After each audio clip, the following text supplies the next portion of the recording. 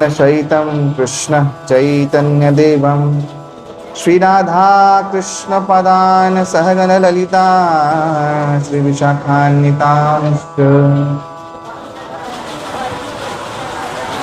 नमयो विष्णुपादाय कृष्णपृष्ठाय भूतले श्रीमते जयपताकस्वामिनिति नामिने नमः आचार्यपादाय निताय कृपप्रदायिने गौरकथाधामोदाय नवग्रामतारिणे नमयो विष्णुपादाय कृष्णपृष्ठाय भूतले श्रीमते भक्तिवेदान्तस्वामिनिति नामिने नमस्ते सारस्वते देवे गौरवाणी प्रचारिणे निर्विशेष शून्यवादी पाश्चात्य देशतारिणे वाञ्छाकल्पतरुभ्यस्य कृपा सिन्धुभ्य एव च पतितानां पावनेभ्यो वैष्णवेभ्यो नमो नमः। नमो महावदन्नाय कृष्ण प्रेम प्रदायते कृष्णाय कृष्ण चैतन्य नाम्ने गौरीत्विषे नमः। पंचतत्मात्मकं कृष्णं भक्तरूपस्वरूपकं भक्तावतारं भक्ताख्यां नमामि भक्तशक्तिकम्। हे कृष्ण करुणा सिंधु दीनबंधु जगतपते गोपेश गोप्या कांतो राधा कांतो नमस्तुते तप्त कांचन गौरांगी राधे वृंदावनेश्वरी वृषभानुसुते देवी प्रणमामि हरिप्रिये नीलाचल निवासाय नित्याय परमात्मने बलभद्र सुभद्राभ्यां जगन्नाथाय ते नमः। जय श्री कृष्ण चैतन्य प्रभु नित्यानंद श्री अद्वैत गदाधर श्रीवासादि श्री गौर भक्त वृंद। हरे कृष्ण कृष्ण कृष्ण हरे हरे हरे राम राम राम हरे हरे। मुखं करोति वाचालं पङ्गुं लङ्घयते गिरिं यत्कृपातमहं वन्दे श्रीगुरुं गुणतारिणं श्रीचैतन्यं ईश्वरं श्रीपरमानन्दमाधवम्। ॐ जन्माद्यस्य यतः अन्यादितरस्सक्तेषु विद्यस्वराट् तेन ब्रह्मदिजादिकवये मुह्यन्ति यत्सूरयः तेजो वारिमृगां यथा विनिमयो यत्र सर्गं वृषाः धाम्ना स्वेन सदा निरस्तकुहकं सत्यं परमधीमहि नारायणं नमस्कृत्यं नरं चैव नरोत्तमं देवीं सरस्वतीं व्यासं ततो जयमुदीरयेत्। नष्टप्रायेषु अभद्रेषु नित्यं भागवत सेवया भगवती उत्तमश्लोके भक्तिर्भवति नैष्टिकी। नाम संकीर्तनं यस्य सर्वपापप्रणाशनं प्रणामो दुःखशमनस्त्वं नमामि हरिं परं। हरिः ओम तत्सत्। त्वमादिदेवं करुणानिधानं त्वमालवर्णं सुहितावतारम् अपार संसार समुद्र सेतुं भजामहे भागवतः स्वरूपम्। ग्रंथराज श्रीमद् भागवत की भगवान बादरायण वेद व्यास जी की जय। श्री श्री सुखदेव गोस्वामी परीक्षित महाराज की जय। मेरे गुरु महाराज के पाद पंकज को स्मरण करते हुए मेरे परमात्मा परम गुरुदेव के चरण प्रपत्ति करते हुए मेरे इष्ट विग्रह श्री भगवान राधा गिरी माधव श्री श्री गिरिराज जी श्री निताय माय चंद्र के चरण प्रपत्ति करते हुए आज हम लोग दशम स्कंधी अंतिम की भागवत कथा यज्ञ में अंतिम दिन में प्रवेश करेंगे। यहाँ पे आज जो जन्मोत्सव हम लोग सुनेंगे उससे पहले कुछ लीला शेष हो गई है वो मैं बोलना चाहूँगा। भगवान ने ब्रह्मांड घाट में एक लीला किया, वो है मृत्तिका भक्षण लीला। भगवान ने मिट्टी खाया ब्रह्मांड घाट में और भगवान के मुंह में विश्व रूप दिखा माता यशोदा को।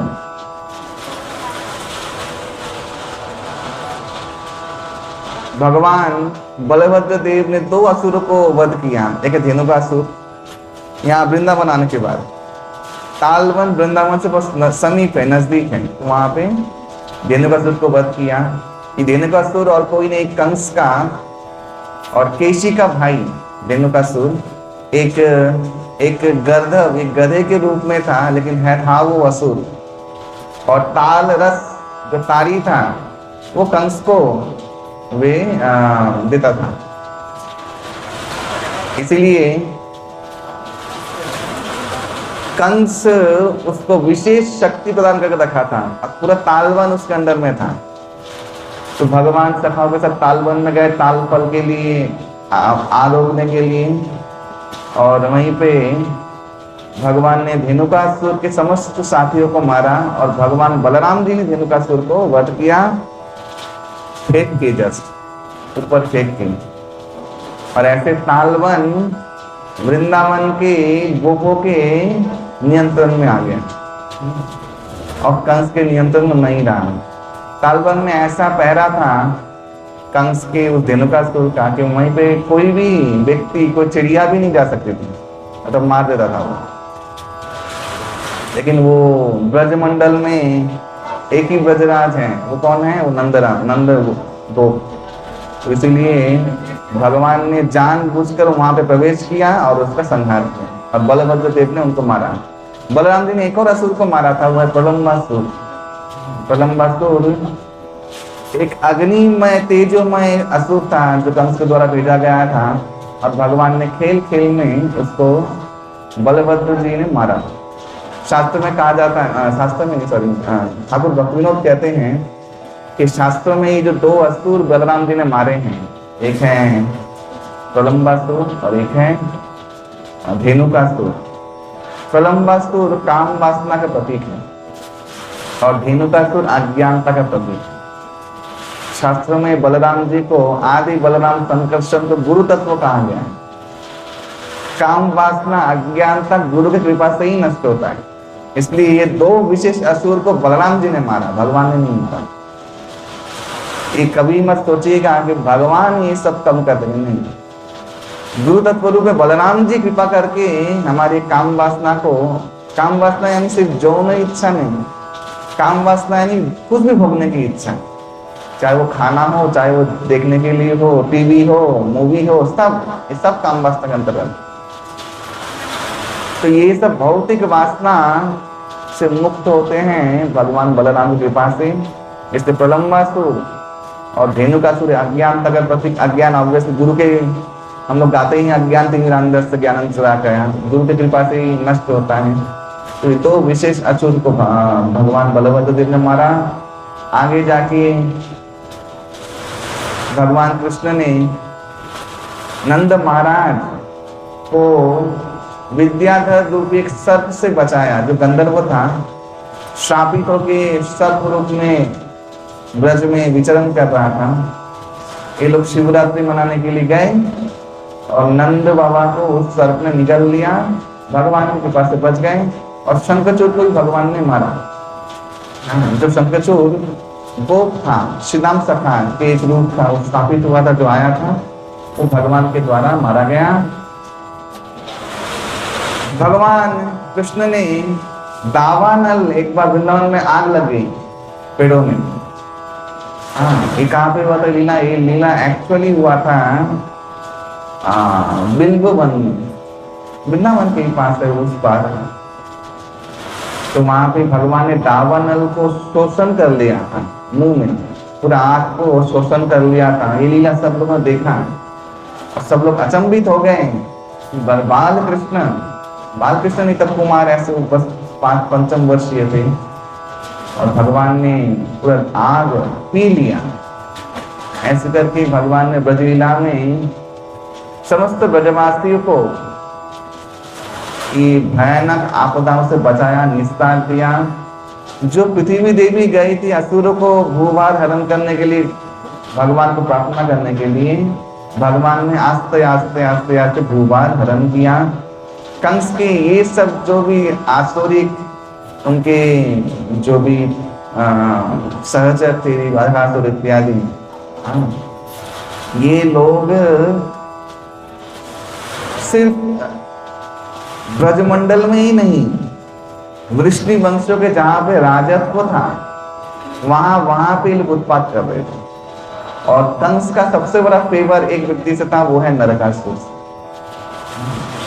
नरकासुर को भगवान मारेंगे बहुत दिन के बाद, लेकिन और लास्ट असुर भगवान ने इस संसार में संहार तो नहीं किया उसका, वो है बानासुर, नाम सुना होगा। बानासुर, उनका संहार नहीं किया, उनको ट्रांसफॉर्म कर दिया भगवान ने, कृपा कर दिया और वो भक्त बन गया भगवान का। वो लास्ट असुर था बानासुर। बाकी भगवान ने ब्रज में जितने भी आसपास में जो असुर थे उसका संहार कर दिया। अभी आया भगवान सप्तम वर्षीय हो गए, 7 साल के। और जब भगवान 7 साल के थे तब राधा रानी 14 वर्ष 8 महीने की थी।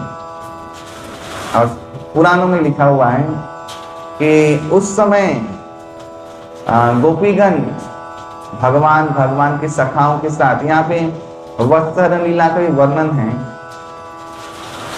ऐसा शास्त्रीय नियम है कि अभी गोपियों को प्रकरण में जा रही थी तो वत्सहरण लीला पहले है शुरुआत।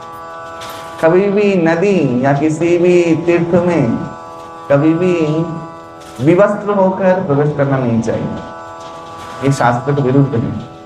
तो इसीलिए भगवान ने वत्सहरण लीला किया। आज भी वो चीर घाट है, आप जाएंगे परिक्रमा मार्ग में तो काली एक दह आएगा, उसके बाद चीर घाट आता है। आज भी वही सेम जमुना पुलिन में है। भगवान ने वत्सहरण लीला किया और ये सब वृद्धा गोपी थी, ये सब वो गोपांगनाएं नहीं थी। उनके वस्त्र भगवान ने चुराए और फिर उनको दंड देने के बाद वस्त्र लौटा दिए। और समस्त ब्रज गोपीगण ने शिक्षा लिया कि कभी भी ऐसे विवस्त्र होकर नदी में कभी स्नान करना नहीं चाहिए।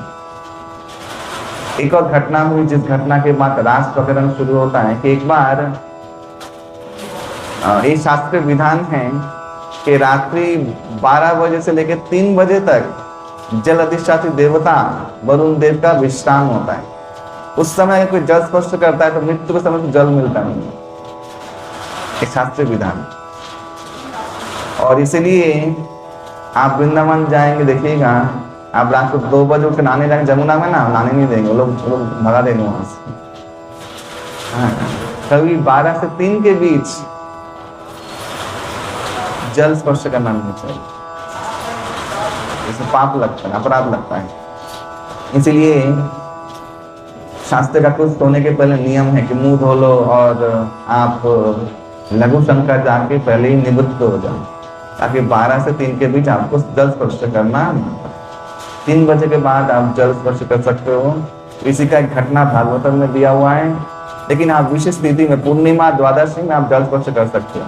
और एक छूट दिया गया है कि कोई बालक है, बच्चा है और वृद्ध अवस्था है, तो रोगी है, तो उसको वो पाप नहीं लगेगा। बाकी जो सुस्त सबल जवान है उनको इस समय अवधि में जल स्पर्श करने के बाद पाप लगता है और वरुण देवता कुपित होते हैं।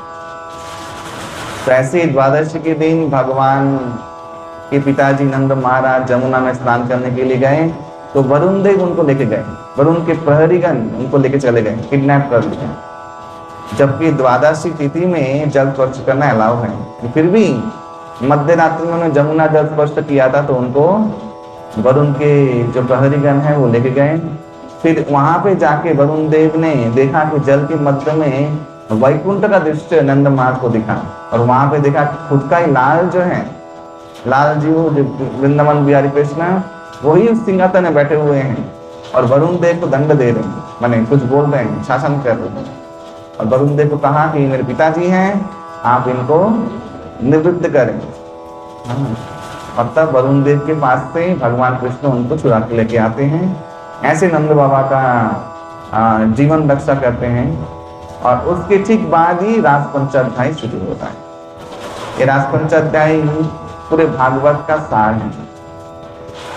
सब लोगों ने इस रास पंचाध्यायी को, बड़े बड़े महात्मा लोगों ने, कलपत्री महाराज, फिर श्रीधर स्वामी, ऐसे बड़े बड़े व्यक्ति लोगों ने रास पंचाध्याय का बहुत सुंदर टीका दी। कभी भी ऐसा सोचना नहीं चाहिए कि ये जो रास है ये भौतिक कुछ चीजें हैं। रास पंचाध्यायी में ही शुरुआत में लिखा हुआ है, पहले अध्याय में, रास पंचाध्याय यानी दशम स्कंद का 29 से 33 अध्याय, इसे बोलते हैं रास 5 अध्याय, रास पंचाध्याय। इस प्रकरण में क्या दिया है कि गोपांगनाएं जो कोई कोई श्रुतिचारी थी, कुछ कुछ गोपियां थी जो वेद की ऋचाएं थी, वो गोपियां बनकर प्रकट हुई थी ब्रज में, जो भगवान की स्तुति करने वाली।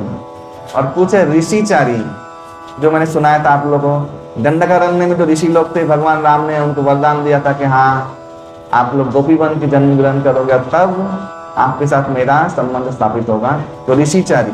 और कुछ लोग जी सिद्धा, नित्य सिद्धा, जो राधा रानी के साथ ही आई थी, वो नित्य सिद्ध रहते हैं। वो लोग कभी भी किसी भी अवतार में अवतरित होके वो लोग वैसे ही रहते हैं जैसे वो गोलोक वृंदावन धाम में रहते हैं। तो ऐसे गोपीगणों का समूह ब्रज में भगवान कृष्ण को एकमात्र पति मान के उनकी उपासना में दृढ़ निबद्ध थे। तो जब भगवान यहाँ पे दिया है कि एक ब्रह्म रात्रो उपवित्ते, एक रात्रि में भगवान ने महारास करने का संकल्प लिया, और भगवान सत्य संकल्प है तो वो जो सोचते हैं वो हो जाता है। हम लोग जो सोचेंगे वो हम लोगों को करना पड़ेगा सामर्थ्य के द्वारा। और करने के लिए क्या चाहिए? एक तो साध्य, साध्य यानी साधन, कुछ भी करने के लिए, और एक है इच्छा, इच्छा भी होना चाहिए। हमारे गुजरात में एक भक्त हैं, तो उनकी दादी मृत्यु काल में उपस्थित हो गई। लास्ट ईयर कार्तिक का बाद, कभी कोई तीर्थ नहीं गई उनकी दादी, लेकिन अंतिम समय में इस भक्ति प्रभाव से हरिनाम जप करना शुरू किया था। प्रसाद और एकादशी, ये तीन चीज। तो उसका फल ये मिला कि कार्तिक महीने, दामोदर महीने की एकादशी दिन उनको 1,000 रुपया आ गया। उसका फल इतना करने का ही फल इतना होगा। लेकिन बहुत दिनों से वो व्यक्ति यात्रा में भी आया था, इन यात्रा बीच में छोड़ चला गया, और बहुत दिनों से अब मरे कब मरे, अब मरे कब मरे ऐसा चल रहा था। तो मुझसे पूछने की क्या हो रहा है इनका, और ट्राइकोमा के स्टेज में है, मैंने कुछ खा भी नहीं रही, कुछ भी नहीं है। उन्होंने कहा, मैंने कहा क्या किया है तुमने? बोले सामने गीता रखा हुआ है, फिर हरिनाम चल रहा है, प्रभुपाद हरिनाम मशीन चल रहा है, भागवत रखा हुआ है, तुलसी रखा हुआ है, भगवान का फोटो सामने है, एवं सब हटा दो। तो उसने सब हटा दिया। उस दिन उनका देह त्याग हो गया, क्योंकि कुछ कारण है। एक तुलसी इत्यादि रखने से यमदूत तो प्रवेश नहीं होगा। तो बहुत दिन से चल रहा था। जो देखिए, दो चीज होता है ना, यमदूत भी बहुत प्रकार के होते हैं, डरिए मत। एक तो चीज है कि आपको भगवान से दृढ़ प्रेम नहीं होगा ना, केवल भगवान से प्रेम, हरे कृष्णा, केवल भगवान से प्रेम नहीं होगा ना, अनन्य भक्ति, एक निष्ठ प्रेम, जहाँ पे 24 घंटे में एक बार भी आपको भगवान का विस्मरण ना हो, ऐसा प्रेम जब तक नहीं होगा तब तक कोई उस जगत में नहीं जा सकता, वैकुंठ में नहीं जा सकता, गोलोक वृंदावन धाम में नहीं जा सकता। और सुबह गोस्वामी पाठ बोलते हैं कि लौलम मूल्यम, और जाने की तीव्र इच्छा भी होनी चाहिए। हम फोर्सफुली किसको भेजे, बैकुंठ तो भेजेंगे तो जा पाएगा नहीं। एक हम लोग का कोई नगर है, किसी का घर है कि भेज देंगे जबरदस्ती, संभव है? तो इसलिए मैंने हमारे भक्तों को कहा कि वो सब हटा दो। तुम सोच रहे हो तुम इस सब साधनों से तो वैकुंठ पे भेज के ही छोड़ोगे, उस जीव का वो अधिकार नहीं है। जो पाप क्लिष्ट लोग हैं उनके लिए यमराज, हरे कृष्णा हरे कृष्णा हरे कृष्णा कृष्ण कृष्ण हरे हरे, जो पाप क्लिष्ट लोग हैं, हरे कृष्णा,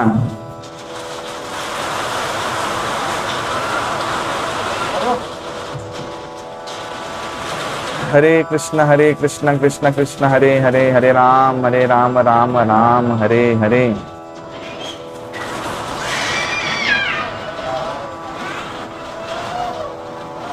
हरे कृष्ण।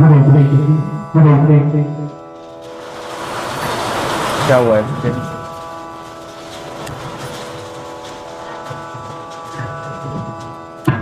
हरे कृष्ण।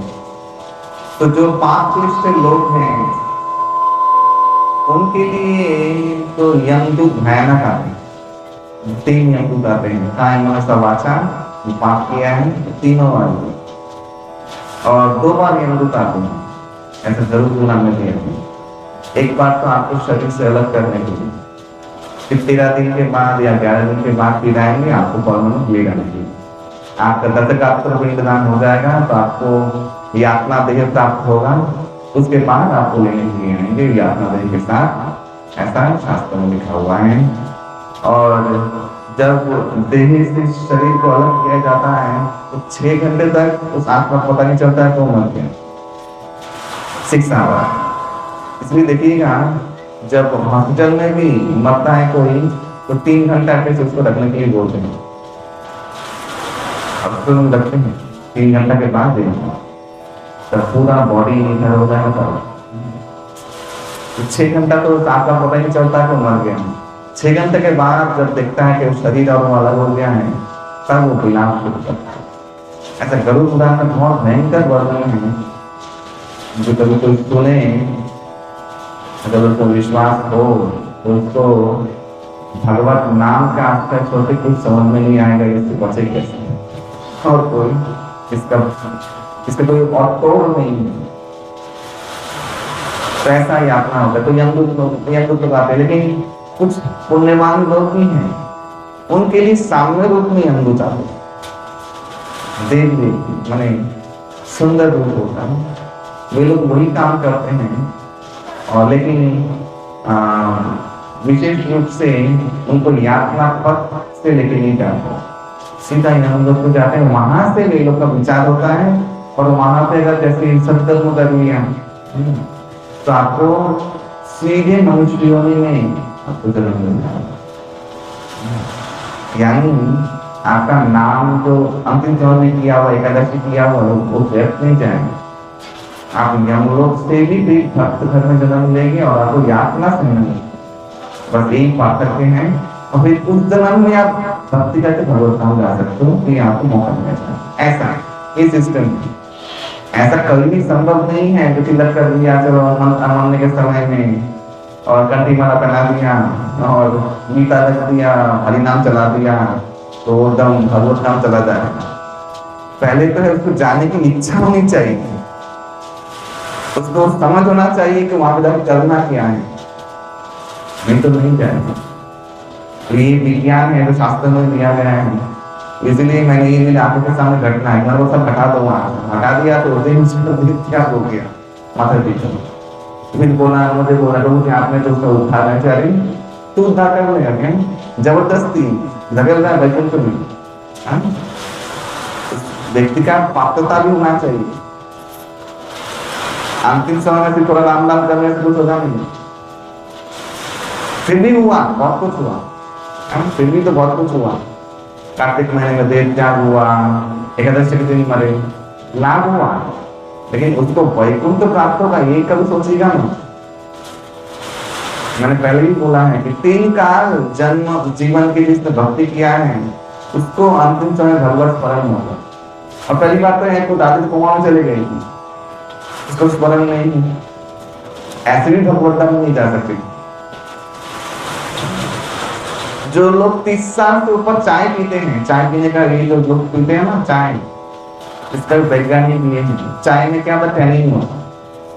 आजकल मैक्सिमम लोग मर रहे हैं, लास्ट में कोमा हो जा रहा है, मैक्सिमम लोग कोमा में चले जा रहे हैं, उसके बाद मर रहे हैं। एक टैनिन कंजम्पशन का प्रभाव है। अंत समय में कुछ देर के लिए कोमा चले जाएंगे और फिर देखता होगा। मैक्सिमम लोग ऐसे मरते हैं। जो 30 साल तक चाय कंजम्पशन करता है उसको ये ऐसे ही मरना पड़ेगा। आज से प्राय 100 साल पहले भी भारतवर्ष में चाय इतना प्रचलित था। आज भी बहुत जगह पे हरियाणा पंजाब में लस्सी देते हैं लोग हमेशा। और लस्सी क्या है, शास्त्र में बोला है मधुपर्कम, भगवान को जो मधुपर्क देते हैं वही लस्सी का रूप धारण किया, नाम ये लस्सी। बड़े बड़े ग्लासों में पंजाब को देते हैं, लेकिन हम लोग क्या देते हैं अभी आजकल, चाय। और चाय पीने के लिए ही भैंस का आविष्कार हुआ भारतवर्ष। गाड़ी चाय, भैंस के दूध की चाय, नाना उपक्रम करते हैं चाय पीने का, ये चाय वो चाय टिप। लेकिन उसके लिए बहुत कुछ मोल चुकाना पड़ता है, वो है मृत्यु के समय। देखिए नारकीय जीवन, आसुरिक जीवन क्या है ना, कि यहाँ पे भी नरक, मरने के बाद भी नरक है कि नहीं। गीता में भगवान ने बोला है कि रजगुणी तमोगुणी जो आनंद है ना, वो शुरुआत में अमृत लगता है, उसका फल विष है वो। भगवान ने गीता में कहा करते हैं। और जो सात्विक सुख होता है, जो तपस्या होती है, वो शुरुआत में विष जैसा लगता है, फल अमृत होता है, फल अमृत होता है। तो जो लोग भी निष्ठा धर्म पालन करते हैं, आप उनका मृत्यु देखिएगा बहुत अच्छा होगा। उनकी दादी जो जीवन में कुछ नहीं की, अंतिम साल में 2-3 साल जब किया, एकादशी किया और ऐसा मृत्यु हुआ, अच्छा मृत्यु, दामोदर महीने में एकादशी में। और उनका श्राद्ध वृंदावन में हुआ, हरि, और उसको दीक्षित पोते नहीं किया वो श्राद्ध, बहुत बड़ा भाग्य चाहिए। उसका अंतिम सीजन जमुना में हुआ। और क्या चाहिए, बहुत कुछ मिल गया अंतिम समय में। तो सारा जीवन अगर कोई भक्ति करे तो उसको क्या मिलेगा, उसको भगवत धाम मिलेगा, तो उसमें तो निश्चित है, उसमें कोई संदेह नहीं। वैसे भगवान के धाम जाते हैं। तो ये जो गोपियां थी, ये तो भगवत चिदाकार रूप में थी। सोचिए भगवान इनको संग देने के लिए प्लान कर रहे हैं कि रास्ते में अभी हम लोग इसके साथ, इन्होंने की जो बहुत जन्मों की इच्छा थी वो मैं पूर्ण करूंगा। तो भगवान ने ऐसा सोचा, ता रात्रि, एक रात्रि में, उन रात्रियों में ऐसा दिया है, क्योंकि वो एक 8 घंटे का रात्रि नहीं था। लिखा है ब्रह्म रात्रो उपवृत्ते, ब्रह्मा जी का एक रात का समान वो रात था। भगवान कुछ भी कर सकते हैं, समय काल के परे हैं, भगवान उस समय में भी इतना समय ला सकते हैं, ये भगवान है। जब आप लोग जाते हैं कल्पना चावला, नाम सुना है, जो महाकाश में गए थे कल्पना चावला, ये सत्य घटना है, ये माने प्रामाणिक घटना है। ये जो ब्रह्मा स्वर्गलोक का जो समय अलग होता है, यहाँ का 1 साल, वहाँ का 1 दिन होता है, उसका हिसाब में बोलता हूँ आप लोगों को। आप लोग जाके यूट्यूब गूगल में सर्च करके देखिए, कल्पना चावला स्पेस में 6 महीने थे यहाँ के हिसाब से, 6 महीने। लेकिन उनकी कैलकुलेशन तो 3 हफ्ते थी स्पेस में, 3 हफ्ते, यहाँ पे 6 महीने भी थे, ऐसा उनका कैलकुलेशन था वहाँ। सत्य घटना है, काल समय बदल जाता है कहीं भी विचार। तो ठीक ऐसे भगवान काल है, भगवान गीता में कहा काल अस्मि, मैं काल हूँ। तो भगवान ऐसे एक रात्रि में, ब्रह्म रात्रि, ब्रह्मा जी का एक रात, ब्रह्मा जी का एक दिन में क्या होता है, दीवा भाग में 14 मनवंतर होता है, 14 मनु, और उतनी ही बड़ी रात होती है, उसको टोटल मिला के बोलते हैं एक कल्प। ऐसा ब्रह्मा जी का 100 साल उम्र है, एक दिन यानी एक कल्प। सोचिए एक कल्प 14 मनवंतर आते हैं, एक मनवंतर माने 71वां चतुर्युग, 4 युग, उसमें तो अभी एक चल रहा है, 28वां चतुर्युग चल रहा है, उसके कलयुग में हम लोग हैं। तो ऐसा हिसाब है। ऐसे ब्रह्मा का रात्रि भगवान में उपस्थित करते, उस रात्रि में गोपियां आई, वंशी ध्वनि बजा, वंशी ध्वनि से गोपियां अपना शरीर छोड़ के आई, हरि हो, यहाँ पे दिया हो। ये मेन फैक्ट बात है रासलीला का। सब लोग बोलते हैं ओ कृष्ण को भी लीला, हम को भी लीला, कृष्ण करने से लीला और हम लोग करने से लीला। कृष्ण भगवान है, कृष्ण परमात्मा स्वरूप है, वहां पे कोई भी गोपियां शरीर लेके उपस्थित नहीं, सब लोग वहीं हैं। जो जो कर रहा था वो ही कर छोड़ के आ गए। कोई बच्चे को स्तनपान वो वैसे ही, कोई अपने पति को खाना परोस रहे थे वो वैसे ही, और कोई अपने सास ससुर का पांव दबा रहे थे वो वैसे ही आए। कृष्ण बोले तुम लोग क्यों आए, इतने मध्य रात्रि में पशु लोग हैं, जानवर लोग, तुम लोग क्यों आए? और तुम लोग नहीं जानते कि सती स्त्री का सतीत्व भंग होता है, हमको नरक में जाना पड़ेगा। भगवान उपदेश दिया 30 श्लोकों में, उन्होंने सुना, सब गोपियों ने सुना। तो जाओ, चली जाओ घर में। हाँ, यहाँ पे ऐसे उपपति के साथ कभी भी किसी सती साध्वी स्त्री को आना नहीं चाहिए। तब गोपियों का ज्ञान तब प्रकट हुआ। गोपियों ने कहा भगवान से कि अच्छा, आप हम लोग को स्त्री समझते हैं, लेकिन हम लोग को जन्म जन्म की प्रेम की प्यासी आत्माएं हैं। हम लोग ना स्त्री है ना पुरुष है। कोई पुरुष है तो कौन है वहां पे? वेद कहता है, बोलती है गोपियां, वेद कहता है आप परम पुरुष हैं। हम लोग जन्म जन्मांतर के आपसे विच्छेद हो गया है हम लोगों का, और बहुत जन्म के बाद आपका प्रेम मिला और आप मिले, और हम लोग आपके अलावा और किसी पर आश्रित नहीं हैं। अगर आप जाने के लिए बोलते हैं, हम चले तो जाएंगे लेकिन जीवित नहीं रहेंगे, हम लोग जीवित नहीं रहेंगे, और इस शरीर के साथ नहीं रहते। जिस आत्मा से आपका अनुभूति हुआ है वो आत्मा को और वैसे देह में प्रविष्ट नहीं करवाएंगे जिस देह से आपके अतिरिक्त और विषयों का चिंतन हो रहा। ऐसा गोपियों ने कहा कि उस देह में हम प्रवेश नहीं करवाएंगे इस आत्मा को, हम लोग और उस देह में प्रवेश ही नहीं करेंगे। भगवान बहुत प्रसन्न हुए। भगवान ने समस्त गंधर्वों को आदेश दिया, ऐसा पुराण में लिखा हुआ है। गंधर्व लोग बहुत मदन करता उपस्थित हुए, नृत्य शुरू हुआ। कहाँ पे हो रहा है? यमुना पुलिन में। यमुना के पुलिन में, यमुना के पुलिन में क्यों? क्योंकि यमुना को भी रास्ते भाग है, एकमात्र यमुना को। देखिए यमुना पटरानी है द्वारका में, लेकिन यमुना पुलिन में रास हुआ, यमुना को रास का सुख मिला और किसी को नहीं। यमुना पुलिन में कोई आचार्य कहते हैं कि भगवान जब रास कर रहे थे सब गोपियों के साथ, गोपियों को कोई देवता देख नहीं पा रहा, भगवान ही भगवान दिख रहे थे।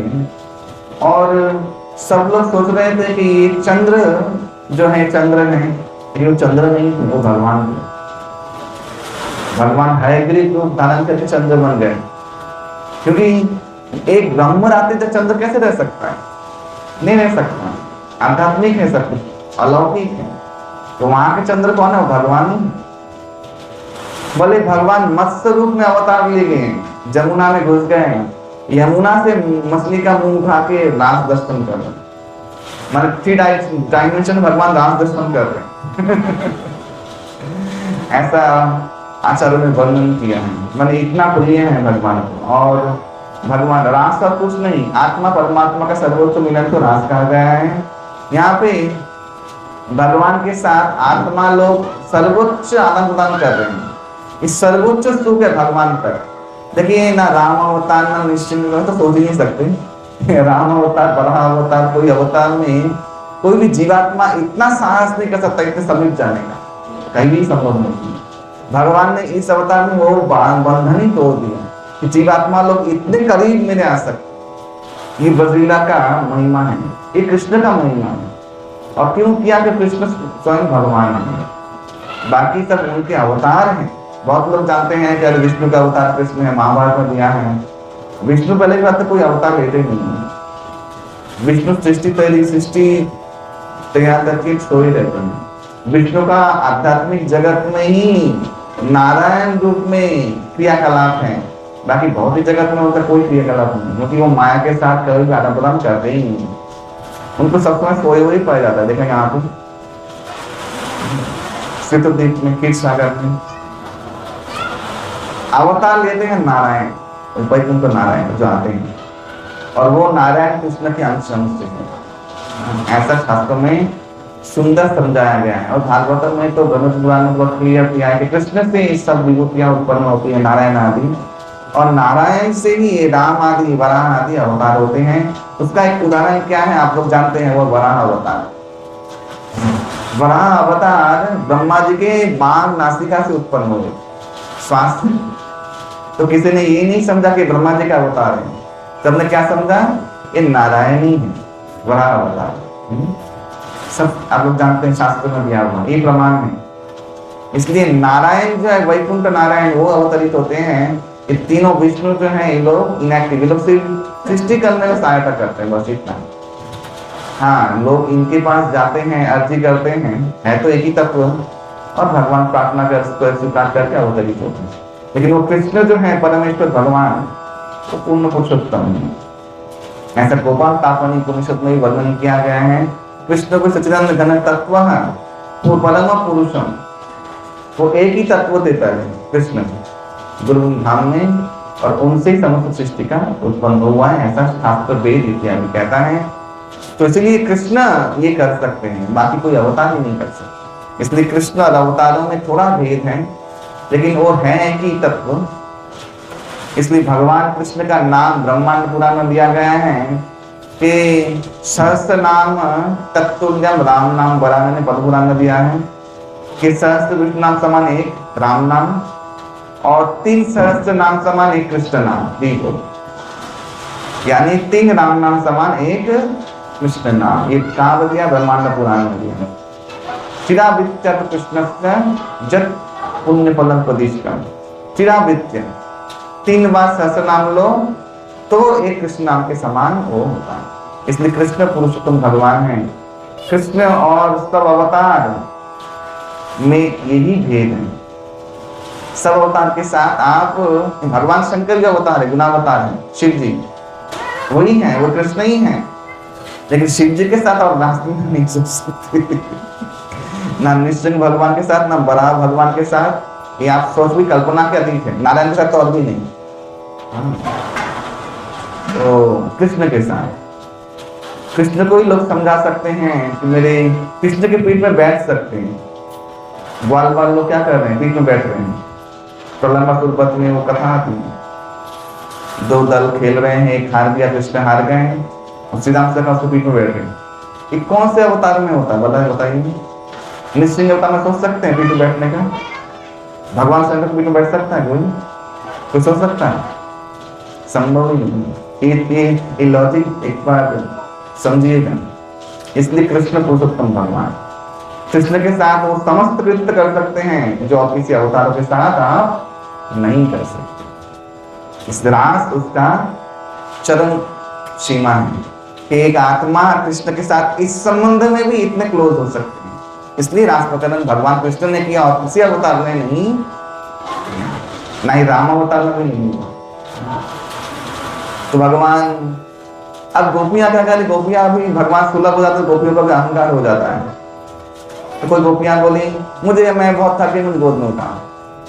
कोई बोल रहे हैं कि मेरे केस राशि को तुम ये करो, ठीक कर दो। कोई बोल रहे हैं कि भगवान को कि मेरा ये बाहु बहुत दर्द कर रहा, दबा दो। भगवान को बोलते हैं। अब भगवान को आया बोल वाह, एक तो इन लोगों ने रास प्रकरण किया, मैंने ब्रह्मरात्रि समाप्त किया, अभी इन लोगों को देखो, अभी ये लोग सर पे बैठ रहे हैं। हाँ, भगवान क्या किए, यहाँ पे दिया है भागवत में कि अंतर्हिते, अंतर ध्यान नहीं है, अंतर्हिते वर्ड में बहुत मायने हैं। अंतर्हिते माने उनके हित के लिए उनके अंतर में छुप गए, ओझल हो गए। यहाँ पे अंतर्धान शब्द का प्रयोग नहीं किया है भागवत में। अंतर्हित, अंतर्हित हो गए भगवान, उनके हृदय में घुस गए। अभी तो कृष्ण नहीं है, फिर वो व्याकुलपन, यहाँ पागलपन शुरू हुआ। ढूंढ रहे हैं कृष्ण को, कृष्ण को ढूंढ रहे हैं, बहुत ढूंढा। सबसे पूछा वृक्ष लताओं से, उसने पहले ही पूछा किसी से, तो वो है तुलसी से। कथित तुलसी कल्याणी गोविंद चरण प्रिय, हे तुलसी कल्याणी गोविंद चरण प्रिय, तुमने देखा है यहाँ पे अली शब्द का प्रयोग हुआ है। अली तो अली, अली हम लोग सोचते हैं कि मुस्लिम वर्ड है, लेकिन नहीं, संस्कृत वर्ड है। अली का 2 अर्थ होता है। आपने कभी बहुत फेमस हुआ है एक भजन सुना होगा, आली रे मोरे लागे वृंदावन नी को, एक भजन फेमस हुआ है। आली यानी सखी और अली यानी भंवरा। तो आली माने जो माला पहन के भगवान घूम रहे थे तुलसी का, उसमें बहुत भंवरे थे। उन भंवरे से पूछ रहे हैं कि तुमने अपने इष्ट को देखा जाते हुए? ऐसे सबसे पूछ रहे हैं, आम सबको पूछ रहे हैं, सब फलों को, मालती को पूछ रहे हैं, ऐसा उन्माद पर। फिर क्या कर रहे हैं? यहाँ पे आता है नई चीज। कृष्ण ने जो लीलाएं की, काली लीला बोलो, फिर बकासुर वध लीला बोलो, अघासुर वध लीला बोलो, तो वे लोग लीलाओं का अनुकरण करने लगे, अनुकरण करने लगे। कोई पूतना बन रहा है तो कोई कृष्ण बन के उसको मार रहा है। पागलवत, पागल, वो ऐसा नहीं कि कोई एक्टिंग कर रहा है कोई, वो पागलवत अपने आप ही हो रहा है, ताकि कोई सांत्वना वाले कृष्ण हैं, इतना वियोग गोपियों को। ऐसे करते करते वे लोग घूमने लगी, तो देखा कृष्ण के चरण चिन्ह, भगवान कृष्ण के चरण चिन्ह, और उसके साथ साथ और दो छोटे चरण चिन्ह। तो भागवत में यहाँ पे राधा रानी का उल्लेख आता है। उन्होंने सोचा कि विशेष गोपिका, ये विशेष गोपिका जो है, जो भगवान को बहुत प्रिय है, पसंद किए हैं, भगवान रास में अंतर्हित हुए, तो इसको लेके हुई, क्या सौभाग्यवती। वहां पे हिंसा द्वेष उत्पन्न नहीं हुआ, यहाँ पे क्या हुआ, क्या सौभाग्यवती। गोलोक वृंदावन धाम। देखिए भागवत का पहला श्लोक, सेकेंड श्लोक, उसमें क्या किया है? परमो निर्मत्सराणाम सताम, वेद व्यास ने बोला है कि जो भागवत धर्म की मैं व्याख्या करने जा रहा हूँ ना, एक इनके लिए है। ऐसा नहीं बोला कि निर्लोभी के लिए है, या जो कामी नहीं है उसके लिए है, जो क्रोधी नहीं है उसके लिए है, ऐसा नहीं बोला। एक वर्ड बोला, निर्मत्सराणाम, यानी जो ईर्ष्या द्वेष रहित है। अभी आप लोग देखिए, छह शत्रु होते हैं ना, काम, क्रोध, लोभ, मोह, मद और मात्सर्य। मात्सर्य माने अनिष्ठा। कामी क्रोध है, क्रोधी लोभ है, लोभी मोह है, मोही मद है, और मद ही घनीभूत होता था तब द्वेष बनता। यानी जिसके अंदर द्वेष नहीं है उसमें बाकी पांचों और नहीं है। इसलिए एक शब्द में वेद व्यास जी ने परमो निर्मत्सराणाम, तो विशुद्ध भक्त उन लोग के लिए निर्मत्सर। तो भगवत धाम में वो जा सकता है जिसको ईर्ष्या रहित हो। और भगवान ने गीता में 12 अध्याय में कहा है कि ऐसा जो द्वेष नहीं करता वो मेरा बहुत प्रिय है। यहाँ पे क्या है, यहाँ पे कोई किसी को, जैसे कोई नरेंद्र मोदी है, एक ही फैमिली के किसी व्यक्ति को बात कर रही है, सब में मुझसे ही बात करें, ईर्ष्या होती है। लेकिन भगवत धाम में ऐसा नहीं है, तो पानी है।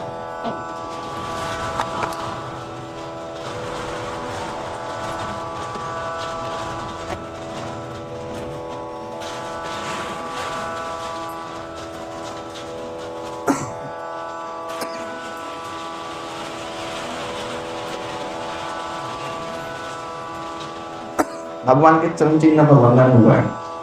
भगवान के चरण चिन्ह का वर्णन भागवतम में 2 बार बहुत अच्छे से हुआ है, और 1 बार थोड़ा सा हुआ है, वो विष्णुदेव ने किया है। यानी 3 बार चरण चिन्ह का वर्णन हुआ है। यहाँ पे चरण चिन्ह का वर्णन हुआ है। यहाँ पे क्या दिया है कि पदानी व्यक्त मितानी नंद सुंदर महात्मा लक्ष्मण ध्वजाम भुज वज्रांकुश जवादिनी, 5 चिन्ह का बोला है। ऐसे तो 24 चिन्ह हैं, हाँ, दोनों को मिला के 5 चिन्ह का वर्णन हुआ है। वो क्या क्या है? वज्र, अंकुश, ध्वजा यानी फ्लैग, अंबुज यानी कमल, और जवादि, जब यानी जौ का एक टहनी। कपिल भगवान कर रहे हैं संचित भगवत चरणारविंदन वज्रांकुश ध्वज स्वर लांछनार्थ्यम। 4 चीज तो कॉमन का है, कपिल भगवान ने भी और इन्होंने भी, गोपियों ने। तो क्या क्या है? वज्र, ध्वजा, कमल और अंकुश। अंकुश यानी चाबुक, यानी कंट्रोल करने वाला। तो आचार्य लोग इसमें और पुराणों में इस चरण चिन्हों का ध्यान करने के लिए बोलते हैं। आप लोग मायापुर गए हैं कभी? आप गए हैं मायापुर जाएंगे या और कहीं पे, तिरुपति में भी है चरण चिन्ह का छवि रखा हुआ है भगवान का। उसका अर्थ क्या है? साधकगण इन चरण चिन्ह को ध्यान करते हैं, वज्र का ध्यान करते चरणों पे। अगर आप ध्यान करते हैं वज्र का क्या अर्थ है? बोला गया है कि वज्र का ध्यान करने से हमारे जो दुर्वार भौतिक वासना है उसके ऊपर वज्र गिरता है, टूट जाता है। हाँ, ध्वजा किस लिए है? आशा की किरण, आशा बंधन। अवश्य रखी हुई कृष्ण हो, ये ध्वजा हम लोग को आशा देता है। विजय ध्वज है भगवान का, विजयते श्री कृष्ण संकीर्तनम। भगवान का नाम समझ विजय होता है, विजय पताका है। भक्ति करेगा उसको विजेता बनेगा ही बनेगा, आज नहीं तो कल। और ध्वजा उसका प्रतीक है, आशा। अंकुश, अंकुश का ध्यान करने से मन में अंकुश लगता है, मन नियंत्रण में आता है। और सौरोरुहम, यहाँ पे अम्बुज दिया है। कमल, कमल क्या है? शुद्ध वासना, सुवासित वासना। कमल का सुगंध होता है ना, तो शुद्ध वासना यानी भगवान की भक्ति करने की इच्छा वो सुवासित होती है। तो भगवान कमल के द्वारा, ध्रुव महाराज कमल स्पर्श करवाया, शंकर स्पर्श करवाया, ध्रुव महाराज जो हृदय है उसको पवित्र कर दिया। कि कमल हम ध्यान करते हैं तो हमारे हृदय में वो शुद्ध वासना, भगवान को सेवा करने की इच्छा वो प्रकट होता है। इसलिए 4 चिन्ह को प्रमुख माना गया है। यहाँ भी 4-5 चिन्ह दिया है, वहाँ 4 चिन्ह। कपिल जो भगवान बोल रहे हैं 3:28, 3:28-18 में भागवत में। और ऐसे करके गोपियां ने देखा कि अरे ये छोटे छोटे चरण चिन्ह किसके हैं? जरूर ये गोपी बहुत ही भगवान को प्रिय होगी, और इसीलिए भगवान एकांत में इनका संग की। तो यहाँ पे राधा का नाम सुखदेव गोस्वामी ने संकेतिक पूर्वक लिया। यद्यपि सुखदेव गोस्वामी जब राजपक्षाध्यायी बोलने वाले थे तब अष्टमहासखी प्रकट हुई और कहा कि यहाँ पे देखो कौन बैठे हुए हैं। ये राजपक्षाध्याय योगी, ज्ञानी, कर्मी, पतंजलि इनके विषय नहीं है। तुम यहाँ वर्णन करने बैठे हो तो कृपया ये गोपन रखना, सांकेतिक रूप में वर्णन करना। यहाँ पे मेरे पोता बैठा हुआ है, कौन है? नारद मुनि। यहाँ पे कौन बैठा हुआ है? ब्रह्मा जी, मेरा बेटा। आप लोग जानते हैं तुंग विद्या सखी जो है वो किसकी गुरु है? वो सरस्वती महारानी के गुरु है। तुंग विद्या सखी अष्ट सखी में से। तो ऐसे ही भगवत धाम के सब परिचय लोगों ने बना, तो सुखदेव गोस्वामी ने संवरण किया, फिर भी उनसे रहा नहीं गया। तो इस श्लोक में उन्होंने कह ही दिया कि अनया राधितो नूनं भगवान हरिश्वर यन्न विहाय गोविंद पितो जामयनद्रः। क्या अनया राधिता नूनं, राधा आ गया, देखिए अनया राधिता नूनं। अनन्य रूप से जिसने आराधना किया है, ऐसी कोई गोपी जिसको भगवान अपने साथ लेके गए, बहुत उत्तम आराधना किया। तो ऐसा रानी के बारे में यहाँ पे सांकेतिक रूप में भगवान सुखदेव गोस्वामी वर्णन किया। और फिर गोपियां आगे खोजने को उससे जब गई तो देखा वो गोपी भी रो रही है बैठ। उसने क्या किया था? उसने भगवान की मतलब मैं और चल नहीं पर मुझे गोद में लो, मैंने पीठ में ले लो। तो जैसे करने की भगवान वहां भी अंतर्हित हो गए और वो गिर पड़ी और फिर रोने लगी। और फिर सब लोग जब रोने लगे कि भगवान प्रकट नहीं होंगे, तब उन्होंने एक ही काम किया। पहले तो भगवान को पुकारने का स्थान होना चाहिए। बहुत लोग देखिएगा नाम जप करते हैं, घर में नाम जप होता ही नहीं है। कारण है, इन गोपियों ने कारण का बहुत सुंदर वर्णन किया है। गोपियां राधा ने जब मिल गई तब सब लोग मिलके बोले देखो ऐसे खोजने से मिलेगा नहीं भगवान, जहां जाने से मिलेगा वहां जाते हैं। फिर क्या किया? पुनः पुलिनम आगत कालिंदा कृष्ण भावना, फिर यमुना पुलिन में लौट गया। ये जहां जाने से मिलेगा वहां जाके भजन करना चाहिए। इसलिए धाम में बहुत महत्व है। धाम में जाना, मायापुर, वृंदावन, इन धामों में जाके भजन करोगे तो वहां कृष्ण अवश्य मिलेंगे। जो और जगह पे तो राम बसो सर्वत्र समान है, राम तो सब जगह समान रूप से विराज कर रहे हैं, लेकिन वो धाम में जो लीला स्थली है वहां नित्य विराज कर रहे, नित्य लीला है। वहां जाके पुकारेंगे तो आपको जो फल मिलेगा वो यहाँ पुकारने से उतना फल समय के अवधि में नहीं मिलेगा। वहां कम समय में ज्यादा काम होगा, यहाँ बहुत ज्यादा समय में कम काम होगा, ये करने का। तो अभी सब लोग बोलेंगे तब प्रभु जी हम लोग इतने घर बार तो वृंदावन जाएंगे क्या? तो ऊपर ने कहा कि नहीं, यहाँ पर श्री मंदिर जो वृंदावन तुल्य है, धाम तुल्य है। आप लोग मंदिर में आके नियमित रूप से जप करें, कुछ समय निकालें, हफ्ता में 2 बार आए, 16 माला जप करे बैठें। धाम तो दिशा भगवान का नित्य विद्युत सेवा होता है, वो धाम ही है, ये प्रभुपाद जी ने कहा है। और ऐसा ब्रह्मपुत्र पुराण में श्लोक में है, मंदिरों के श्लोक में, जहाँ पे मंदिर को धाम कहा गया। यहाँ पे कितने इस्कॉन मंदिर हैं, बहुत सारे विष्णु मंदिर भी हैं। ये सब धाम के एक एम्बेसी है। जैसे आपको अमेरिका जाना हो तो अमेरिकन एम्बेसी से आपको धब्बा लगाना पड़ेगा कि नहीं? वो अमेरिका ही है छोटा, तो अमेरिका से अभिन्न है, लेकिन छोटा है लेकिन वो अमेरिका ही है। ठीक ऐसे ही ये सब मंदिर भगवान धाम का एम्बेसी है।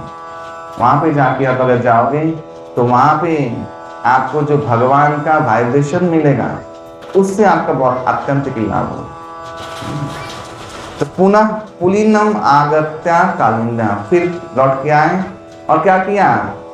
प्रगायंत प्रलंपस्त रो के पुकारने लगे। ये तरीका है साधन करने। भगवान को हृदय विदीर्ण होकर पुकारना चाहिए, यही नाम जप है।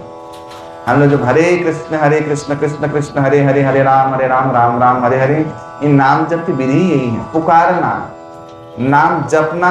जकारो जन्म विच्छेद पकारो पापो नाशक, पुराण कहता है। जप का 2 वर्ड है ना, जप जो शब्द है वह जन्म विच्छेद, आपका जन्म विच्छेद हो जाएगा और जन्म नहीं होगा। और पकार पाप नाशक, पाप नाश हो जाएगा।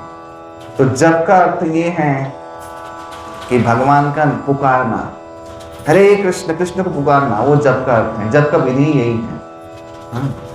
तो इन्होंने भगवान ने गोपी गीत गाया और भगवान को पुकारा। जब भगवान को पुकारा तो भगवान से रहा नहीं गया। तासाम आविर्भूतम शौरी मुखाम्बुज